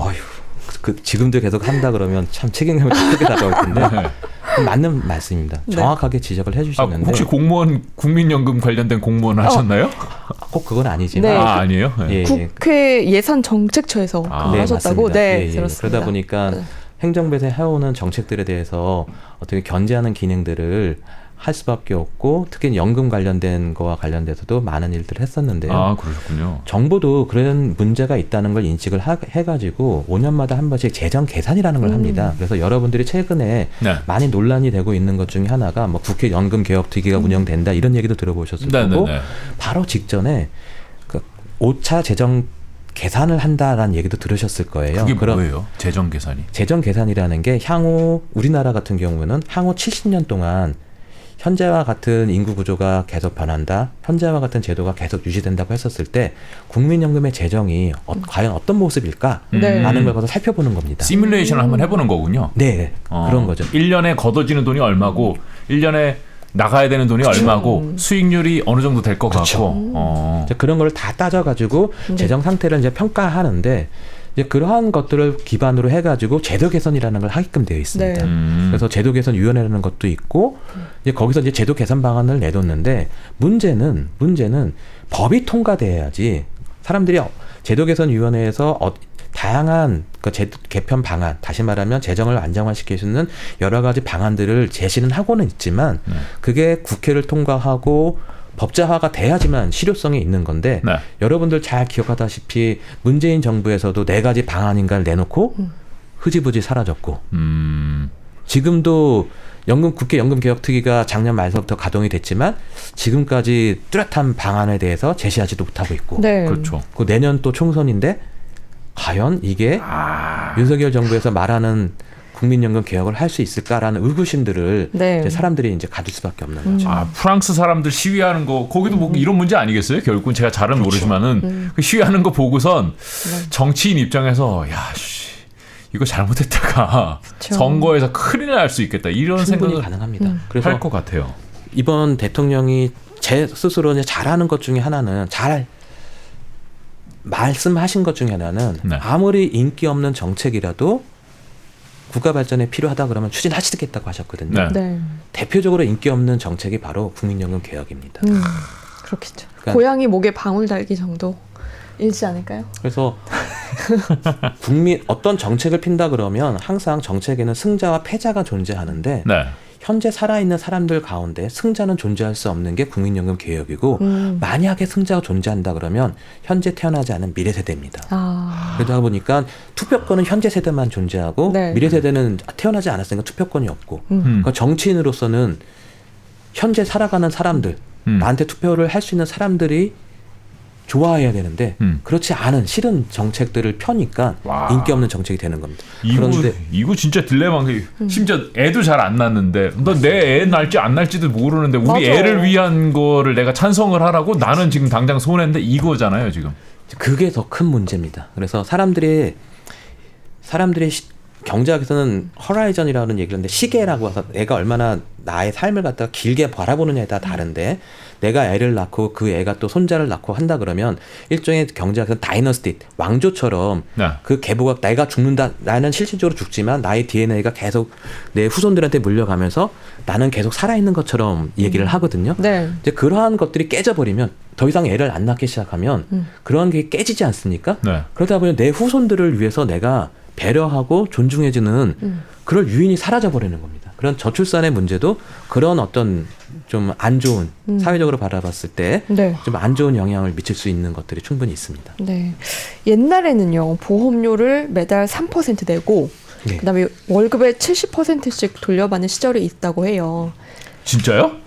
그랬어요? 라고 했는데, 그러니까 월급의 70%는 아니고요. 그러니까 그때 3%라는 것도 정확하게는 3%는 아닌데 예를 들면 근로자분이 3%, 사용자분이 3%, 아하. 근데 퇴직금 전환분이 3% 그런 식으로 해서 총 9%는 맞았어요. 네. 지금도 보험료율이 9%인데 네. 지금은 근로자들이 그 고용주하고 절반씩 4.5%, 4.5% 나누어 내는데 한때는 이제 3%만 낸 적이 있었죠. 네. 그럼에도 불구하고 사실상 9%라는 어떤 보험료 전체는 동일했다라는 생각하시면 될 것 같고요. 그리고 70%라는 것 자체는 그 소득 대체율이라고 우리가 흔히 얘기를 하는데 네. 그 소득 대체율이라고 얘기를 할 때 어떤 말이 어려워요. 소득 대체율. 네, 죄송합니다. 아, 아니, 아니요, 아니, 아니요. 그냥 쉽게 설명해 주시면 저희가 돼요. 무식해서 그렇죠. 네. 제가 무식해서 그래요. 통상적으로는 소득 대체율이라고 얘기할 때는 은퇴 직전 또는 내가 평생 받아온 소득을 평균 냈었을 때 네. 내가 노후에 연금으로 받는 게 몇 퍼센트 비중이 되느냐라는 걸 갖다가 얘기를 하는데 그런 게 이제 보통은 소득 대체율인데 연금에서 평균 받은 임금의 중간가, 그러니까 평균. 그러니까 내가 평생 동안 받은 월급 평균 수준이 있다가 그런다 그러면 네. 그걸 분모로 깔고 분자에다가 내가 받는 연금 연금. 그러면 평균 소득 대비 연금을 얼마나 받느냐. 아. 또 어떤 경우에 있어서는 소득 대체율을 측정을 할 때 가장 은퇴 직전에 내가 벌었던 소득 수준 대비 연금 수준이 얼마나 되느냐. 이제 그런 걸 소득 대체율이라고 할 수도 있고요. 그래서 네, 그거는 네. 소득 대체율을 사용하는 사람들에 따라서 정의가 다를 수 있기 때문에 그 정의를 살펴봐야 되는데 국민연금 제도에서 소득 대체율이라고 하는 것은 내가 40년을 가입을 하고 네. 그리고 일반 국민들과 동일한 수준의 평균적인 임금을 40년 동안 내가 계속 번다고 전제했었을 때 제도 도입 초기에는 그럴 경우에는 소득 대체율이 70% 된다라고 얘기를 했었는데 와. 그것이 국민연금 아까 말씀해 주신 것처럼 국민연금이 지속 가능하지 않다는 문제가 드러나기 시작을 하니까 네. 정부에서 사람들한테 주는 소득 대체율이라고 하는 연금 급여를 조금씩 깎았습니다. 그게 받는 금액. 예, 받는 금액. 그게 이제 최근에 40%까지 줄어들게끔 점진적으로 40%까지 줄어들게끔 네. 서서히 지금 낮추고 있는 상태고요. 그래서 지금 그런 그러면 상태입니다. 이거 정리해 보면 제가 근데 10년을 가입을 해야 된다는 게 10년 이상을 40년을 가입했을 때 40%인 겁니다. 아. 20년이면 20%뿐이 안 되는 거예요. 네네. 네. 그 맞게 제가 생각했는지 정리를 해보자면 네. 내 월급 평균의 70%는 그동안 받아왔는데 옛날 가입하셨던 과거에, 분들은 그런데 점점 줄어서 지금 40%다. 40%로 갈 거다. 갈 거다. 갈 거다. 현재는 40%가 네. 조금 더 많아요. 주고 있는 상황이고요. 네, 죄송해요. 근데 저는 이제 또 그 월급을 받는 사람 입장에서 네. 원래 보험도요. 처음에 계약할 때 그렇죠. 나중에 몇 퍼센트 돌려드리겠습니다 하고 명시를 하잖아요. 처음에는 나 70%는 받을 수 있겠구나라고 생각하고 아마 다 그러네. 돈을 냈을 거예요. 근데 나중에 돌려받는 건 갑자기 40%가 됐어요. 계약 위반이네. 네. 이게 만약에 사적인 계약이었으면 있을 수가 없는 일인데 정부와의 계약이니까 지금 이렇게 된 거 아닌가 라는 생각이 월급을 받는 분들은 있을 수 있다. 연금을 내는 분들은. 제가 그것도 대신해서 40년을 일해야 되니까 대부분의 그렇죠. 사람은 20살에 60세 은퇴한다 그러면 20살에 취업을 해서 60세 은퇴해야지 40년인 거고 네. 그보다는 취업이 늦어지는 경우가 더 많을 것 같은데 그러면은 실질적으로는 소득 대체율이 40%가 안 되겠네요, 대부분.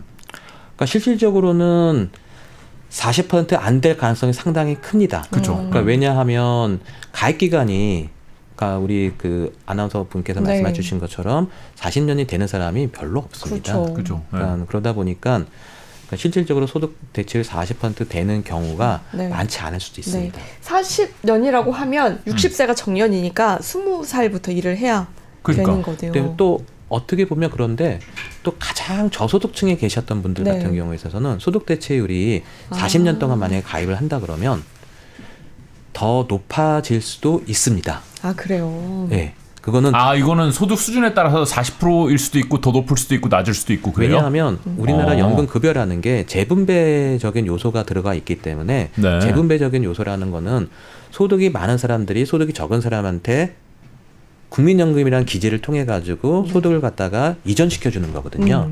그렇다 그러면 소득 수준이 가장 낮았던 사람들에 있어서는 네. 수익률이 가장 높은 사람들이 되는 겁니다. 그렇구나. 그러니까 이게 러프하게 얘기하면 분모가 또 작기 때문에 네. 분모가 작다 보니까 분자는 나의 월급, 나이가 받는 소득 수준하고 상관없이 높이 받는 사람들 때문에 좀 더 높아질 수 있으니까 이제 그런 차이가. 차이가 있습니다. 정리를 해보면은 막 저는 고소득자라고 가정을 할게요. 월 1,000만 원을 받아. 평균 예. 일하는 동안 40년 동안 월 1,000만 원을 받았어. 네. 네네. 그러면은 국민연금 40년 채웠으니까 계산대로 40%를 받으려면 월 400만 원을 받아야지 맞는데 네. 400만 원 못 받는다는 거죠. 그렇게 고소득자면은. 맞습니다. 근데 네. 거기서 또 한 가지 맹점 중에 하나는 네. 우리가 또 틀렸구나. 그러니까 고소득자들 같은 경우에 한 달에 1,000만 원을 번다. 네. 그러면 1,000만 원 대비 내가 연금 받는 게 몇 퍼센트 되냐에 관심이 있잖아요. 네. 그런데 실질적으로 제도 운용하는 사람들이 말하는 소득 대체율은 네. 1,000만 원을 다 소득으로 인정 안 합니다. 왜요? 보험료를 납부할 때 너무나도 많은 혜택을 준다고 생각을 해서 보험료를 내는 소득의 상한선을 정해놨습니다. 그게 올해부터는 590만 원 정도입니다. 아무리 내가 1,000만 원, 2,000만 원, 3,000만 원 억대의 월급을 받는다 하더라도 네. 국민연금 보험료를 납부할 때 그 산정 기준이 되는 소득이라는 거는 최대 590만 원까지만 인정이 됩니다. 그러다 보니까 590만 원을 쭉 받는 걸 가정을 해놓고 그리고 연금급여가 산정이 되기 때문에 실질적으로 내가 받았던 월급 1,000만 원을 기준으로 하게 되면 그보다 훨씬 더 낮아지는 거죠. 그러니까 590만 원 받는 사람이나 1,000만 원 받는 사람이나 국민연금 똑같이 받는다. 그렇죠. 내는 건요? 내는 게 똑같으니까. 내는 것도 그죠. 똑같고. 예, 예. 이게 그러니까 무조건 많이 가입하는 게 아니군요. 그러니까 사실상 사적연금 같은 경우에 있어서는 좋은 상품이 있으면 사람들이 많이 돈 많은 사람이 더 많이 늘려고 네. 할 거잖아요. 그런 인센티브가 강하기 때문에 정부에서는 그런 상한선을 두는 겁니다. 이게 그렇군요. 그러니까 시선의 차이가 있는 게 지금 국민연금 가입하신 분께서는 아니 지금 이거를 왜 이걸 이렇게 많이 떼가면서 이렇게 적게 주고 이거 불안하게 만드는 거야 이런 네. 불만이 있는 거고 정부 이제 기금 운용하는 쪽에서 보면 야 이거 너무 좋은 상품이라서 야 무조건 많이 가입하게 하면 안 될 것 같은데라고 보는 거군요. 실질적으로는 그렇습니다. 그렇군요. 지금 그럼 현재 수익률이 어느 정도 되나요? 기금 운용. 기금운용 수익률 같은 경우에 있어서는 글로벌 주식시장의 영향을 부침이 되게 심합니다. 작년에는 주식시장이 상당히 안 좋았지 않습니까? 네. 그래서 제가 파악해 보니까 오기 전에 8.2% 손실을 받았다 그러고요. 작년에요? 예, 작년에는 전체? 예. 주식만? 1년 내내. 아니요. 전체적인 오, 큰데요? 근데 그 전 네. 해는 많이 21년에는 잘 보면 그때 또 주식시장이 맞아요. 상당히 좋았어요. 좋았어요. 그때는 9%가 넘는 수익률을 얻었다. 아, 그럼 플러스 마이너스 하면 뭐 똘똘이네. 1% 정도의 차이? 그러니까 지금은 시장이 급격하게 변동이 심하니까 그런 상황인데 그렇군요. 아마 제가 오기 직전에 이제 보건복지부에서 한 최근 15년 정도 되는 국민연금 기금 운용 수익률을 매저를 했더니 한 5% 이상은 된다고 하더라고요. 평균. 그러니까 결코 지금이야 이율이 많이 올라서 네. 5% 수준이 헷갈릴 수는 있는데 그렇죠. 아, 그래도 한 몇 년 전만 그렇죠. 하더라도 뭐 우리가 은행에 돈을 넣는다 하더라도 이자가 거의 안 붙었지 않습니까? 네, 네. 그거에 비하면은 상당히 좋은 수준이라고 저는 생각을 합니다. 근데 그거는 이제 기금 전체의 운용 수익률이고 그쵸. 내가 받는 수익률은 또 다르잖아요. 그렇죠. 네. 그것은 여러 가지 수익률이라는 것 자체가 여러 가지에 의존을 하기 때문에 일반적으로 말을 하기가 되게 어렵습니다. 그렇죠. 예를 들어서 가입 기간도 되게 중요하고 나의 소득 수준도 중요하고 그러니까 소득 수준별로도 동일한 조건에서 소득 수준별로도 이 수익률이라는 게 다를 수 있다고 말씀드리지 아까 않았습니까? 그러니까 재분배 기능이 있다고 예, 재분배 그러셨으니까. 기능 때문에 네. 그래서 그 예산정책처에서 제가 근무했던 예산정책처에서 최근에 발표한 거에 보니까 내부 수익률이라는 얘기를 하는데 그래서 한 5 내지 10% 사이 정도 된다고 저는 네. 제가 정확하게 기억은 못합니다만 제가 그러면은 예. 국민연금 가입하면서 이렇게 돈을 계속 내면은 나중에 받는 금액이 거기에 5%에서 10% 사이의 이자를 붙여서 받는 거다. 그게 평균적인 사람일 가능성이 큰데 네. 아마도 지금 아나운서 분께서 네. 만약에 고소득층이었다. 네. 그러면 나는 그거보다 낮고 그러면 더 낮아질 수가 있습니다. 그러니까 그게 저소득층이다. 그럼 그거보다 높을 수도 높을 수 있고. 어. 그러니까 평균적으로 보면은 한 5%보다는 좋을 거다라는 게 예산정책처의 그 결과였습니다. 그러다 보니까 우리가 흔히 얘기하는 더 내고 덜 받는 다시 말하면 현재 상태가 덜 내고 더 네. 받는 구조기 때문에 덜 내고 더 받는 구조기 때문에 지속 가능하지 않다고 보고 있고 저 연금개혁 논의가 다 지금 더 내고 덜 받는 식의 네. 어떤 개혁 논의가 이루어지는 겁니다. 그래서 수익률을 좀 낮춰야지만 지속 가능하지 않겠냐라는 거고요. 네네. 그렇군요. 그리고 뭐 어쨌든 이대로 가면 고갈되고 못 받을 수 있다. 그러니까 그 전에 바꿔야 된다는 게 맞습니다. 네, 다 같이 비슷하게 생각하고 있는 거잖아요. 그죠? 네. 과거의 수익률이 한 5% 정도였다는 거고 앞으로도 계속해서 그 정도 수준일 거냐? 그거는 전망하는 방식에 따라 미래 경제의 모습들이 어떻게 흘러가는지를 따라서 달라질 거고 그리고 기금이 쌓아가는 시기의 수익률하고 기금이 쭉쭉쭉쭉 빠지는 시기의 수익률은 또 다를 겁니다. 네. 그러다 보니까 미래의 수익률은 현재보다는 좀 낮아질 가능성이 있다. 기금운용 수익률이. 그렇군요. 그렇다 보니까 그렇지만 사람들한테 주는 내부 수익률이라고 아까 말씀드렸던 그 정도의 수익률은 계속 제도적으로는 유지되는 거기 때문에 그런 어려움이 있는 겁니다. 그렇군요. 어떻게 해야 돼요? 그러게요. 그게 덜 받아야 궁금하네요. 되는 거죠? 늦게 받아야 되나요? 그러니까 이거 지금 덜 받는 거 안에는 두 종류가 있는 겁니다. 네. 그러니까 덜 받는 거 안에는 늦게 내는 것, 그러니까 늦게 받기 시작하는 것도 그렇다 그러면 내가 받을 수 있는 기간이 짧아지니까 덜 받는 거고, 네. 그리고 한 번 받는다 그랬을 때 그 급여 수준을 낮추는 것도 소득 대체율을 낮추면 급여 수준이 낮아지거든요. 네. 그것조차도 덜 받는 겁니다.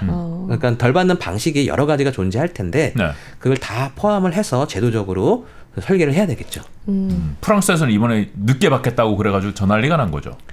그러니까 제가 알기로 프랑스에서 문제되고 있는 것 중에 하나가 덜 받는 것도 있는데, 그러니까 지금 프랑스 같은 경우는 62세에서 64세로 늘리는 거에 대해서 지금 문제가 있는데, 네. 네.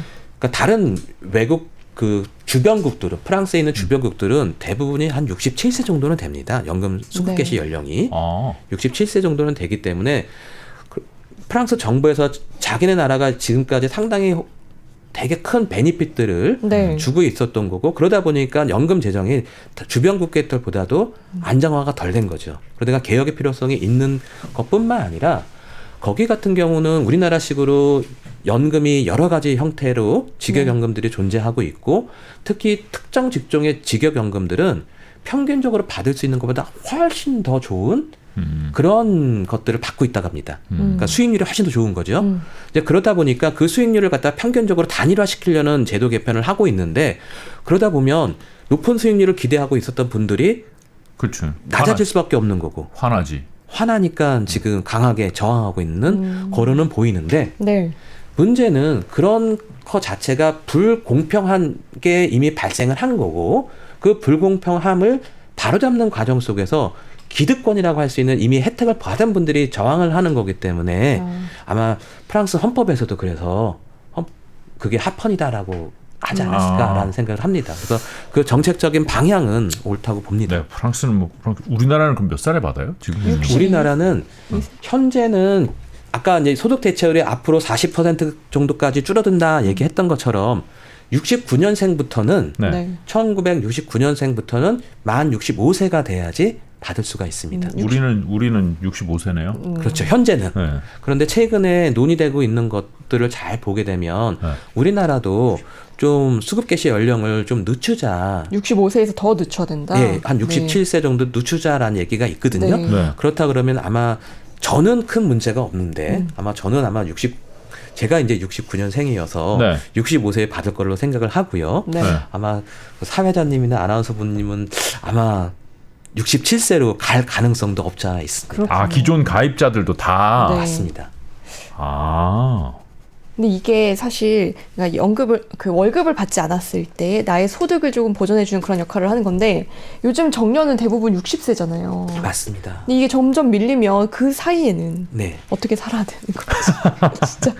정말로 중요한 질문을 하셨는데요. 그러니까 분명히 정부는 그런 격차가 점점 벌어진다는 걸 알기 때문에 정년 연장에 대한 논의를 좀 더 가속화할 것 같고요. 정년이 늘어나면 그만큼 국민연금을 더 많이 내잖아요. 그러니까 아니에요? 국민연금도 더 낼 수 있게끔 아마 조치를 취할 수 있습니다. 60세 소득이 끊기면은 소득이 끊긴 다음부터는 국민연금을 안 낼 거 아니에요. 현재는 국민연금에 가입하려고 해도 59세까지만 가입을 하게 되어 있습니다. 그러니까 60세 넘어가면서는 이미 계속 가입이라고 해가지고 할 수는 있지만 보편적으로는 59세까지만 가입을 하게끔 되어 있기 때문에 정년이 늘어난다. 지금 정년이 60세이기 때문에 59세까지만 가입을 한 건데 네. 네. 정년이 늘어난다 그러면 국민연금의 가입 연령도 아마 좀 늘어나지 않을까. 제가 개인적으로 그렇게 생각합니다. 더 많이 내겠죠. 네. 더 많이 내고 더 늦게 받고. 네. 그러면은 조금 더 국민연금 재정에는 도움이 되겠죠. 그렇네요. 그럼 결국 정년을 늘려야겠네. 개인적인 생각으로도 내 정년을 늘려준다고 하면 요즘에는 또 늦게까지 살잖아요. 오래 살잖아요. 그래서 정년을 늘려준다고 오래 사는 위험이 하면 있죠. 그러면 그 연금 조금 더 내고 덜 받아도 늦게 받아도 괜찮을 것 같긴 해요. 그래서 정년을 늘려주는 걸 먼저 하면 어떨까라는 생각도 들거든요. 좋은 말씀인데요. 근데 문제는 그러니까 좋은 직장에 다니시는 분들은 정년까지 다들 일을 할 수가 있는데 지금 정년이 60세라고 하더라도 여러 가지 이유로 인해 가지고 60세 이전에 뭐 이미 제 질병이나 나이 또래 사고. 분들 중에서 그러니까 제 나이 또래 친구들 가운데 퇴사한 친구들도 많이 있거든요. 은퇴한 사람들이 많이 있거든요. 있죠. 그거보다 그러니까 빨리. 여러 가지 어떤 기업의 어떤 경제적 상황이 어떻게 될지도 되게 중요한 거니까. 근데 좋은 직장들이 정년을 보장을 하지 좋지 않은 직장일수록 그런 건 보장 안 하는 그러네요. 쪽이 또 있어서 그런 면이 있네요. 좀 그런 부분들에 있어서는 아마 좀 더 차별적인 어떤 그런 일들이 벌어질 수 있기 때문에 정부가 좀 더 그런 차별을 당하시는 분들에 대해서는 좀 더 공평할 수 있게끔 뭔가 제도적인 보완을 할 거라고 저는 생각을 합니다. 와, 이게 그러니까 지금 뭐 정년 연장이 하면은 한 번에 해결될 수 있어. 우리 기금 고갈 시기를 뒤로 훨씬 더 밀어놓을 수 있어. 이렇게 해결할 수 있는 게 아니군요. 그렇지요. 그러니까 정년 연장만 그러니까 수급 개시 연령을 늦춘다고 해가지고 네. 해결될 문제는 아닙니다. 그러면 결국은 금액을 줄여야 된다는 얘기네요. 금액도 줄여야 되고 받는 금액도 줄여야 되고 내는 돈도 올라가요. 더 많이 내야 된다. 그게 복합적으로 다 이뤄져야 되는. 이거 이루어져야죠. 한꺼번에 다? 네. 뒤로 미루면서 더 적게 받으면서 더 많이 내고. 그래야지 더 많이 내는 부담이 줄어들 겁니다. 그러니까 왜냐하면 네. 수급 개시 연령도 늦추지 않고 받는 돈도 줄이지 않는 상태 하에서 그 수지 적자를 갖다가 균형을 맞추기 위해서 네. 보험료를 인상한다 그러면 필요한 보험료율이 훨씬 더 높을 겁니다. 그럼 지금은 어쨌든 낸 것보다 더 많이 받는 사람들이 많잖아요. 평균을 내면. 그렇죠. 그럼 이게 뒤집히는 순간이 언제쯤이 될까요? 그러니까 제도적으로는 뒤집히지는 않습니다.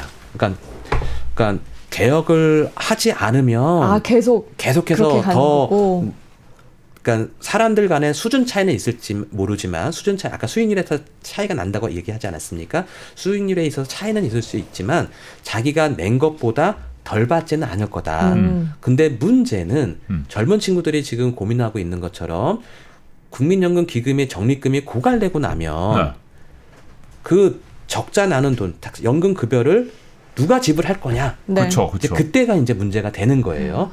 현재 법에서는 국가가 그 적자분을 메울 의무는 없습니다. 헐, 그래요? 그러다 보니까 문재인 정부 때 4차 재정 계산을 하고 나서 대안 중에 하나로 그 지급을 법제화하자.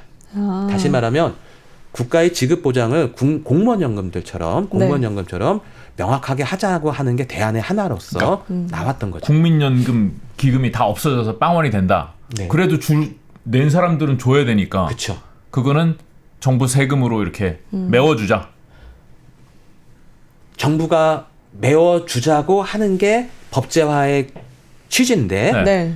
정부가 그 사이에 손 놓고 가만히 있을 거는 아니기 때문에 네. 손 놓고 가만히 있지는 않을 거기 때문에 그런 어떤 기금이 고갈되는 시점이라든지 적자가 발생하는 그런 규모라든지 이런 것들을 많이 줄일 거다라는 생각을 하고 있고요. 아, 미래니까. 네. 그게 뭐 더큰 줄어드는 게 문제는 눈에 보이면은 좀 다르겠죠. 더 큰 문제는 현재의 재정 상태가 국민연금도 마찬가지고 국가의 재정 상태도 미래로 현재 제도가 계속 유지된다고 했을 때 지속 가능하겠느냐? 네. 현재의 국가 재정의 모습은 양호한 모습이라고 생각을 하지만 2060년, 70년이 됐을 때의 국가 재정의 상태의 모습은 상당히 안 좋습니다. 그래요? 왜요? 경제가 안 좋아져서? 경제도 안 좋아질 뿐만 아니라 왜냐하면 고령화가 되다 보니까 일하는 저출산, 사람들이 고령화. 줄어들 거고요. 네. 그리고 지금 정부의 씀씀이가 되게 해프입니다. 정부 지출을 통제하지 않으면 현재와 같은 제도들을 그대로 다 유지된다. 네. 그리고 현재 하고 있는 정부가 재량 지출 사업들을 현재 GDP 정도 되는 수준으로 다 한다 그랬을 때 네. 국회 예산정책처에서 2070년에 국가 채무 비율이 얼마나 되느냐 했었을 때 190%가 넘는다고 얘기를 합니다. 그렇군요. 현재는 50%도 안 되는데 네. 나라 빚이 190%가 넘어가는 거예요. 다시 말하면 GDP의 2배 정도 되는 걸 갖다가 국가가 빚으로 떠안고 있다라는 거예요. 2070년경에 되면. 아, 그때 그러면- 되면은 국민연금 손해하더라도 야, 메워줄 돈이 없네 이렇게 된다고요. 그렇죠.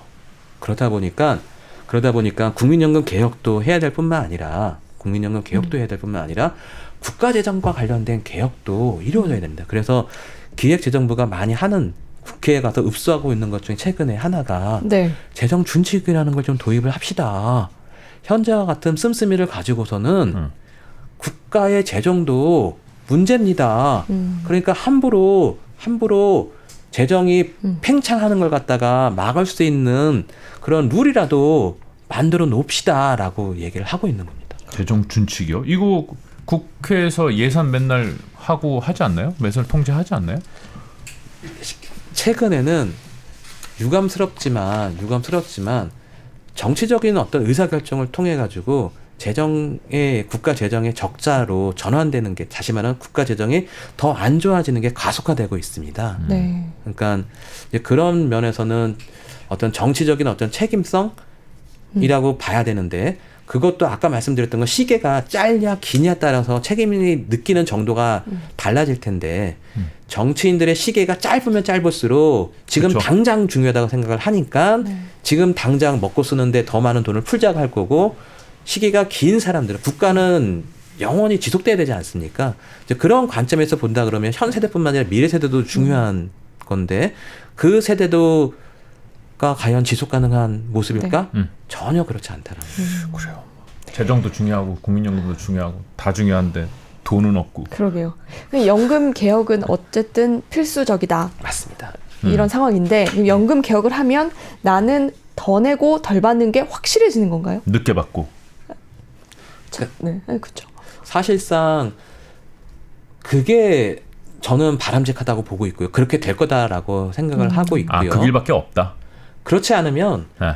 지금 국회 연금개혁특위에서 논란이 되고 있는 것 중에 하나가 두 쪽으로 의견이 크게 나눠졌다고 하는데 받는 거를 현행 유지하고 받는 거는 현재 제도 수준 유지하고 더 내는 식의 주장이 하는 쪽이 있었고요. 네. 또 한쪽은 그래 더 내는 건 그래 나도 동의하지만 받는 거는 지금보다 더 받자 라는 얘기를 합니다. 근데 지금 우리가 연금 개혁을 하려는 이유가 뭔가요? 연금이 지속 가능하지 않기 때문에 하자는 건데 네.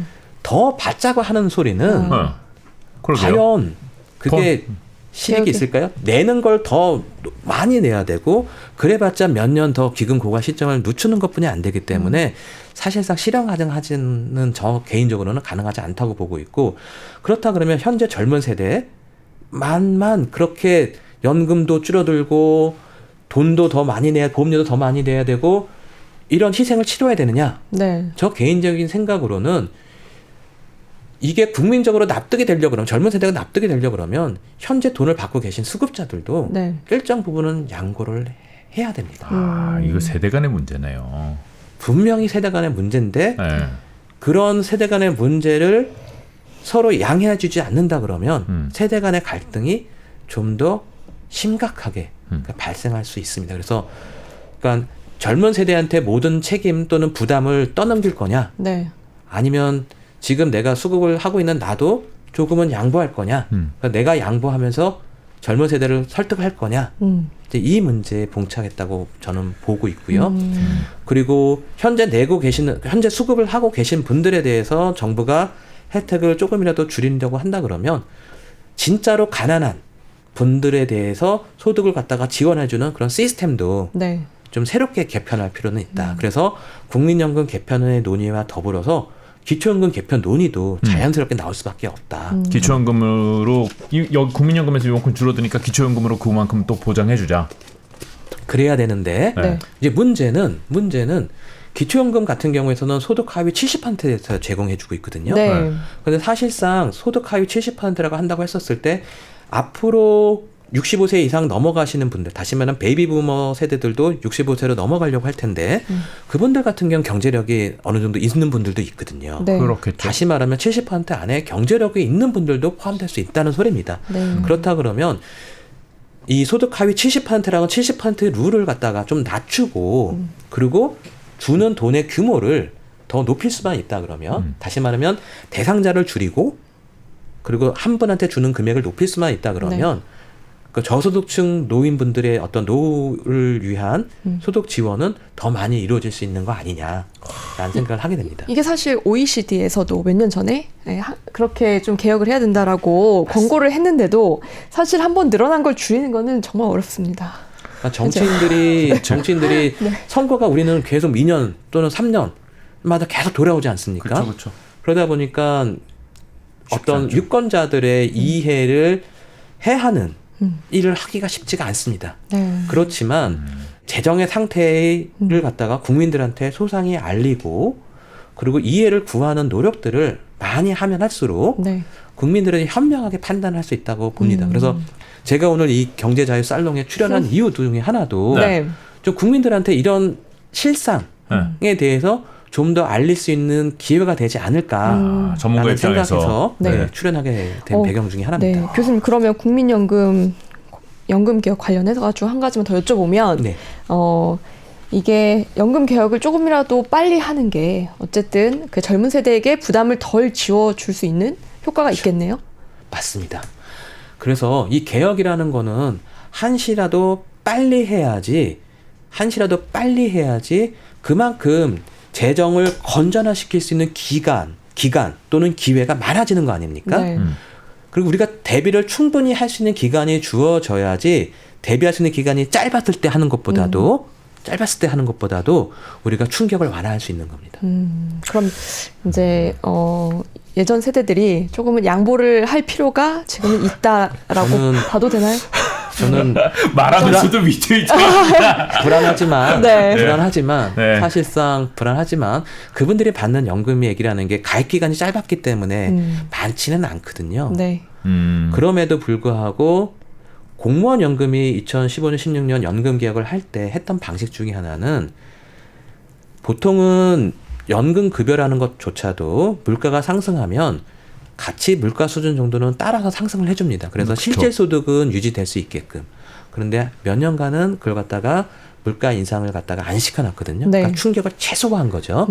그런 식이라도 국민연금 쪽에서도 해야 된다. 1%포인트라도 2%포인트라도 네. 그러니까 물가 상승률을 갖다 인상시키는 걸 갖다가 최소한 몇 년이라도 줄여주는 그런 모습들, 다시 말하면 현재 연금을 받고 계시는 분들도 희생을 한다. 네. 그런 모습을 보여줘야지 젊은 세대가 그나마 덜 억울하지 않을까. 저 개인적으로는 그렇게 생각을 네. 합니다. 요새 물가가 4%막 이러는데 그러니까요. 많이 요새는 올라서. 물가 수준 안 따라가는 것만 해도 적지는 않은 것 같은데요. 이 네. 저출산 문제가 이 고갈하는 것과 관련해서 영향이 큰가요? 지금 당장 아직까지는 아니죠. 지금도 문제는 네. 우리가 2050년에 고갈된다, 2050년대에 고갈된다, 2060년이 되면 뭐 GDP의 6% 또는 7%대는 적자가 발생한다 이렇게 얘기하는 것 중에 하나가 네. 그 당시에 미래에 돈을 납부하는 네. 젊은 세대가 비중이 확 줄어들기 때문에 그렇죠. 지금 저출산의 문제에서 지금 태어나는 사람들이 2050년 60년 되면 경제력이 왕성하게 활동을 해야 되는 시기인데 그렇죠. 그때 일을 할 수 있는 사람의 숫자가 워낙 줄다 보니까 네. 그 사람들이 내야 되는 부양해서 내야 되는 보험료가 올라갈 수밖에 없습니다. 크게. 두 명이 100만 원씩 내면 200만 원인데 한 명이 내야 되면 200만 원을 내야 되는 거니까. 네, 이 기금 고갈이 사실 우리나라만의 문제는 아니잖아요. 그쵸. 네, 프랑스에서도 기금 고갈의 문제 때문에 아마 연금 개혁을 하려고 했을 텐데 해외에서는 어떻게 좀 잘 해결을 하는지 물론 프랑스는 지금 반대에 직면을 했지만 네, 혹시 뭐 좀 잘 해결이 된 곳은 있는지 궁금해요. 비슷한 문제가 다들 있죠. 그러니까 고령화가 진행되는 나라들, 우리가 지금 대부분의 고령화가 진행되고 있는 나라들이 뭐 일본이라든지 서구, 그러니까 다시 말해 선진국들. 유럽 선진국들. 그러니까 미국 같은 나라는 젊은 세대들이 계속해서 이민을 가다 보니까 고령화의 문제가 다른 나라에 비해서는 좀 덜하는데 네. 프랑스도 마찬가지고 우리가 복지국가라고 하는 스웨덴도 마찬가지고 이탈리아도 마찬가지고 영국도 마찬가지고 이런 고령화의 문제로 그리고 저출산의 문제는 비슷하게 경험을 하고 있습니다. 그러다 보니까 거의 모든 나라들이 재정이 지속 가능하지 않다는 걸 알기 때문에 앞다퉈서 1990년대 이후로 2000년대 들어서면서 앞다퉈서 연금 개혁이라는 걸 합니다. 그리고 연금 개혁이라는 것 자체가 프랑스에서 지금 소동이 나는 것처럼 한번 하기가 되게 어렵습니다. 그렇죠. 그러다 보니까 많은 나라들이 꾀를 냈습니다. 정치인들이. 자동 안정화 장치라는 걸, 자동 안전 장치라는 걸 넣어가지고 기대 수명이 생각하는 것보다 늘어나게 되면 급여선을 자동적으로 줄인다든지 네. 이런 자동 안정 장치를 넣어가지고 개편을 할 때 자동적으로 재정이 좀 더 안정화될 수 있는 기제들을 네. 마련해 놓은 것들이 있습니다. 그거 일본도 괜찮네요. 그렇게 하고 있고요. 그래서 아마도 우리가 연금 개편과 관련된 논의를 할 때 5년마다 한 번씩 재정 계산을 하면서 성공적으로 하는 경우가 딱 2번뿐이 없었는데 지금 5번 중에서 2번뿐이 못했는데 앞으로도 그런 문제가 있을 수밖에 없다 보니까 전문가들 가운데서는 우리도 서구의 유럽 국가나 일본처럼 자동 안전 장치를 한번 좀 미리 좀 마련해 놓자. 그래서 이렇게 기나긴 어떤 개혁의 어떤 이슈들을 정치인들이 어떻게 받아들인지에 따라서 달라질 수가 있는데 이제 그런 것들을 좀 완화하려고 그런 자다 말하면 제도 개편의 위험을 갖다가 완화하기 위해서 자동 안전 장치를 넣자라고 주장하시는 분들 많이 있습니다. 물가 상승률이 뭐 바뀌면은 또 금액이 바뀌게 되고 바뀔 수 있습니다. 평균 수명이 막 늘어나가지고 막 오래 살면 좀 줄어들고 그리고 또 한 가지는 사람들이 많이 죽네 그러면은 좀 그렇죠. 네, 더 많이 줄 그리고 수도 있고. 우리가 최근에 글로벌 금융위기 때 경험했던 건데 글로벌 금융위기 때 어떤 일이 발생했냐면 금융위기가 오면 세계 주식시장들이 글로벌 주식시장이 다 안 좋아집니다. 네. 그러면 기금을 갖고 있는 나라들의 기금 수익률이 떨어지지 않습니까? 네. 기금 수익률이 떨어진다는 거는 연금 급여에도 영향을 줄 수밖에 없습니다.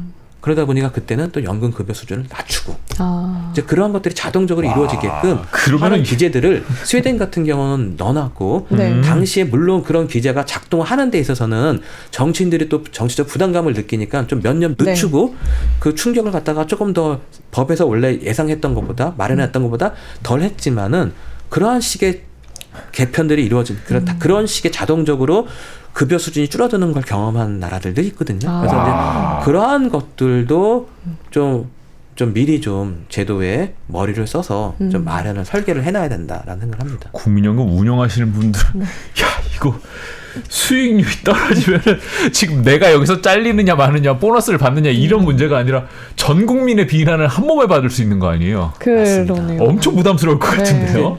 그러다 보니까 좀 더 투명하게 좀 운영을 네. 해야 되고 네. 그리고 운영할 수 있는 네. 역량이라는 것도 좀 더 지금보다는 훨씬 더 발전을 그렇겠죠. 해야 되는. 그리고 반대로 운용을 잘하면 그렇지 수익이 대박이 났어. 국민적인 추앙을 받을 수 있습니다. 그러니까 맞습니다. 지금 그럼- 작년에 손실 났다지만은 네. 재작년에는 분위기 좋았을 거 아니에요. 거기도. 그쵸. 네. 어우 야 우리가 이렇게 잘해. 그 정도면 잘한 거죠. 맞습니다. 예.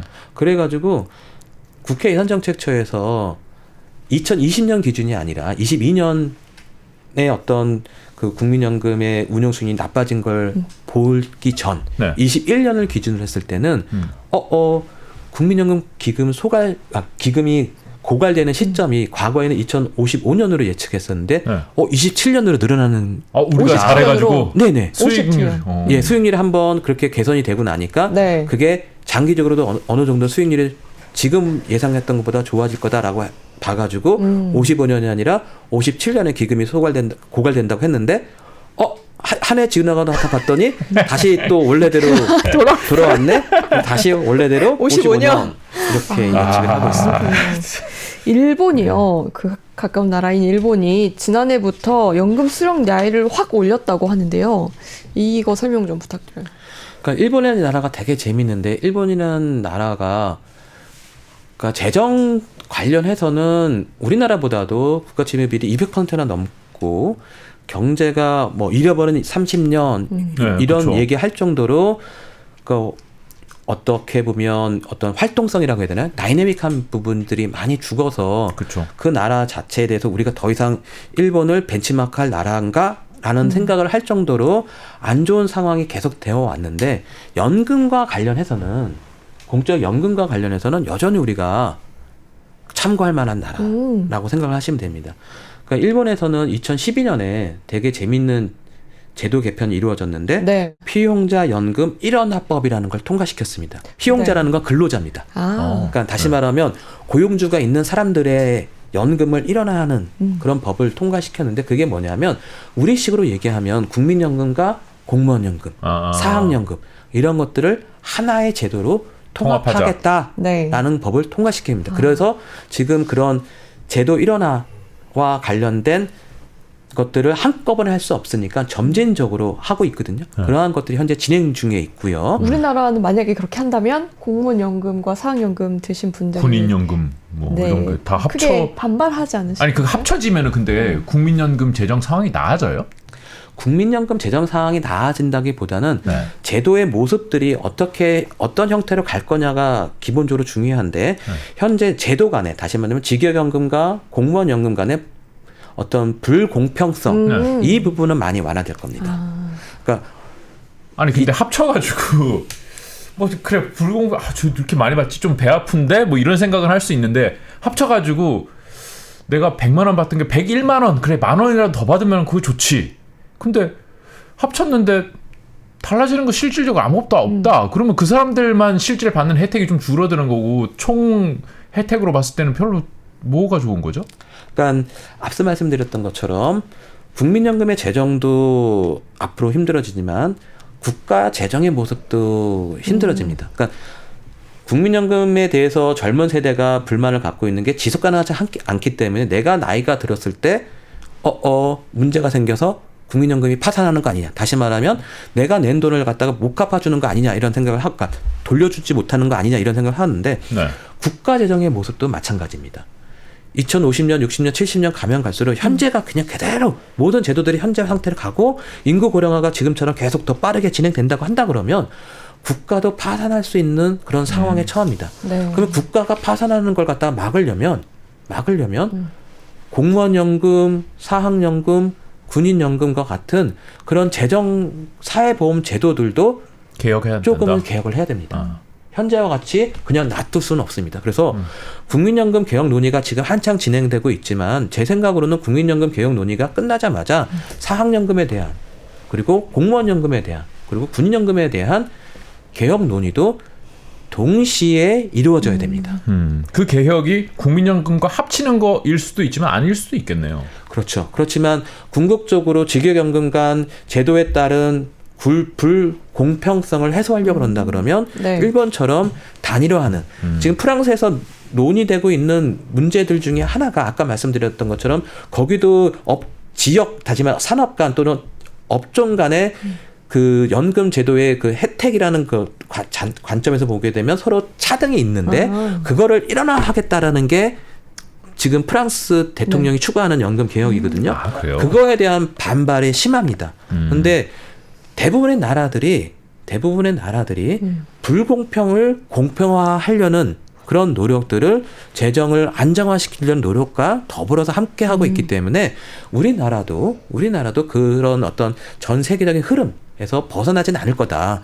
왜냐하면 우리나라가 글로벌 스탠다드라고 하는 글로벌 스탠다드를 쫓길 좋아하고 있기 때문에 그렇죠. 그걸 따라갈 거다라고 저는 생각을 네. 합니다. 그럼 첫 번째 일본이 지금 했던 게 직역연금들을 합친다. 연금 통합. 네, 그리고 공무원연금하고 네. 일반 국민이 받는 후생연금이라 그러는데 후생연금 쪽으로 합치는 작업들을 하고 있고 사립학교 교직원들 관련된 것도 지금 합치는 작업들을 조만간 네. 그 심차적으로 할 예정으로 알고 있습니다. 그렇구나. 그리고 연금 수령 나이도 차이가 우리나라랑 많이 나는 것 같은데요. 맞습니다. 네. 그러니까 우리도 지금 현재에서는 62세에서부터 시작을 해서 65세로 점진적으로 좀 늘려나가고 있다고 말씀드리지 않았습니까? 네. 일본은 그보다 더 나간 거죠. 67세, 68세까지도 가는 걸로 알고 있습니다. 아, 그러니까 지금 아까 유럽의 국가들은 프랑스는 통상적으로 64세로 올린다고 지금 전환리가 났지만은 다른 나라들은 대부분의 훨씬 더- 나라들은 67세를 하고 있습니다. 67세요. 네네. 연금 수급 개시 연령. 그러니까 그래요? 일찍 개혁을 성공한 나라들은 네. 67세로 이미 가 있는 거고 연금 개혁이 뒤처진 나라들은 그거를 보면서 우리도 그렇게 가야 되지 않겠냐 그런 논의를 하고 있는 거고 우리나라도 연금 개혁 논의하면서 왜 67세가 나오냐면 다른 나라들도 67세를 하고 있으니 네. 우리도 따라가야 되는 거 아니냐라는 네. 게 있는 겁니다. 이것도 그러니까 다 이렇게 외부 변수의 움직임에 따라서 유동적으로 만들면 되겠네요. 평균 연령의 몇 %에 도달하는 시기부터 연금을 수령한다. 뭐 그것도 한 가지 방법일 그렇게 거고요. 하고. 그러니까 인구 고령화 속도라는 게 나라들마다 천차만별이기 때문에 어쩌면 우리나라와 같이 그러니까 우리나라와 일본이 기대 예명이 제일 긴 나라 중에 하나입니다. 그런데 네. 일본 같은 경우는 이미 상당히 길었었는데 우리는 낮았다가 일본 수준으로 매우 빠르게 기대 연명이 높아지고 있습니다. 다시 말하면 평균 수명이 기대 수명이 우리는 선진국이 아니었기 때문에 과거에는 낮은 수준이었지만 빠르게 선진국화 되면서 기대 수명도 빠르게 선진국을 돌파하고 있습니다. 네. 그래서 2070년 또는 2060년 경이 되면 세계에서 일본 정도 되는 나라가 거의 없는데 우리나라가 일본 정도로까지 기대 수명이 늘어날 거를 보는데 문제는 저출산입니다. 네. 그렇죠. 저출산은 일본을 뛰어넘었죠. 우리가. 맞습니다. 네. 그러니까 세계에서 유례가 없는 저출산을 우리가 경험하고 있는데 그것을 갖다가 반등시키지 않는다면 네. 지금 생각하고 있는 우리가 2055년에 기금이 고갈될 겁니다. 고갈되고 난 이후에 젊은 세대는 이 정도 부담을 해야 됩니다. 얘기하는 게 다 깨집니다. 그거보다 더 빨리 될 수도 있고 기금이 고갈되고 난 후에 모습은 훨씬 더 안 좋을 수도 있습니다. 그러다 그렇군요. 보니까 저출생의 문제들도 정부가 적극적으로 또 국민들이 적극적으로 해소해야 되는 그런 문제 중에 하나입니다. 그렇군요. 복잡하네요. 네. 맞습니다. 너무 변수가 많네요. 맞습니다. 정치적인 부담도 엄청 많은 것 같고요. 이거 가능할 거라고 보십니까? 그거에 대해서 부정적인 의견도 피력을 하는데 잘 보면 긍정적으로 말씀해 주시는 분들도 있는데 우리나라 국민 내에는 다른 나라가 갖지 않고 있는 DNA가 존재한다. 이수신 장군께서 소신에게는 13척의 배가 있습니다라고 얘기한 것처럼 그리고 우리가 IMF 외환위기 때 금모으기 운동을 했던 것처럼 어떤 위기가 닥친다 그러면 그 위기를 극복하기 위해서 국민들이 단합하고 자기를 희생하는 그런 좋은 DNA가 우리한테 존재한다고 말씀하시는 분들이 있거든요. 네. 네. 저는 그거에 기대를 합니다. 그러니까 그래서 위기가 닥칠 수 있다라는 걸 갖다가 국민들한테 소상하게 얘기를 하고 그런 것들을 납득시킬 수만 있다 그러면 우리나라 국민들은 충분히 자기 희생을 하면서 개혁에 동참해 줄 수 있을 거라고 저는 생각을 합니다. 거기에 큰 기대를 걸고 있고요. 네. 그래야만 국가가 지속할 수 있기 때문에 많은 분들이 거기에 적극적으로 공감을 해주시고 또한 정부에게도 정치권에게도 그런 압력을 넣어주실 거라고 저는 생각을 합니다.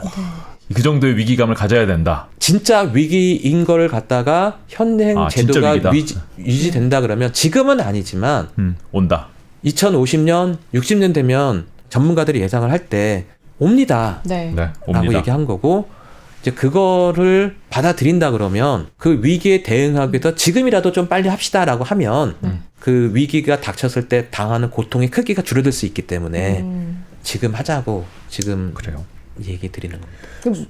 네, 매도 먼저 맞는 게 낫다라고 말하려고 했는데 나는 매를 안 맞고 죽을 수 그치. 있는 거라 사실 또 그렇게 말씀을 드릴 수도 없고 참 이게 어려운 문제네요. 단기간에 국민연금의 그 운용 수익률이 높아질 수 있는 가능성은 별로 없는 거죠. 5%면은 그것도 잘 하는 거죠. 캐나다의 공적연금을 그 CPB라고 하는데 네.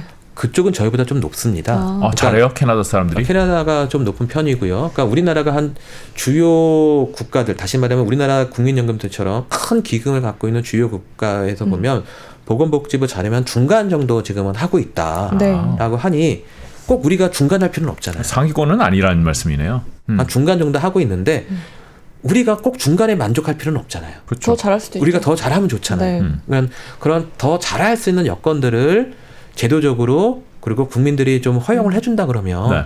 충분히 가능하다 그것도. 다만 문제는 우리나라의 산업들을 볼 때 우리나라가 강한 부분이 있고 약한 부분이 있는데 우리는 제조업 분야에서 상당히 강하지 않습니까? 네. 뭐 삼성전자나 현대자동차나 LG전자나 이런 나라 포항제철이나 이런 제조업 분야는 우리나라가 세계 선진국과 동등하게 겨루어도 꿀리지 않을 정도로 모습을 갖춰준 반면에 금융산업은 아직까지 세계 선진국하고 경쟁하기에는 그렇죠. 아직까지 많이 부족한 부분들이 있습니다. 그래서 어떻게 보면 금융산업이라는 게 지금보다도 훨씬 더 발전을 해야지만 기금 운용과 관련된 수익성도 좀 더 많이 좋아지지 않을까. 저는 그렇게 기대합니다. 전체적으로 보면 금융이 좋아져야 된다. 맞습니다. 단기간에 무슨 제도를 바꾼다거나 해가지고 이게 수익률이 좋아질 수 있는 그런 문제는 또 아니군요. 그러니까 우리가 주식 투자를 하는 분들이 생각하는 것처럼 안전하게 운영하려고 그러면 수익률이 낮아지고 네. 그렇죠. 수익률을 추구하다 보면 위험성이 커지고 항상 우리가 이 세상에 공짜는 없다 얘기한 것처럼 그런 딜레마에 항상 있는 부분들이 있습니다. 그래서 국민연금 기금 운용하시는 분들한테 과도하게 높은 수익률을 추구하다 보면 어떻게 보면 안 좋은 때가 예상하지 못한 위기가 그렇죠, 닥친다 그렇죠. 그러면 폭망할 수도 있고 그렇죠. 또 그렇다고 또 너무 안전하게 하라고 하다 보면 또 수익률이 너무 낮으니까 그러니까 그런 어떤 현자의 그런 어떤 좋은 견해가 필요한데 참 쉽지 않은 문제네요. 네, 맞습니다. 그러게요. 궁금함은 일정 부분 해소가 된 것 같은데 답답함은 좀 더해진 것 같다는 느낌이 드네요. 이거 참 어려운 문제네요. 가끔 이제 학생들한테 하는 표현 중에 내가 갖고 있는 병을 모르고 있다가 깨닫는 순간 그 병을 치유하려고 그러면 이미 늦었다라는 얘기를 많이 하잖아요. 네. 그것보다는 내가 미리 안다. 그러면 대처할 수 있는 시간도 더 많을 거고 치료에 또 전념할 수 있는 시간도 늘어날 수 있으니까 미리 이런 슬픈 소식을 아는 게 나쁜 것만은 아니다. 네. 관리만 더 잘한다 그러면 충분히 건강한 모습으로 더 오랫동안 유지할 수 있다. 이런 생각 듭니다. 교수님 마무리를 아주 긍정적으로 오늘 무거운 얘기만 했는데 잘해주셨습니다. 오늘 뭐 국민연금에 대한 이야기는 여기까지 들으면 되겠습니다. 고맙습니다. 네, 감사합니다. 감사합니다.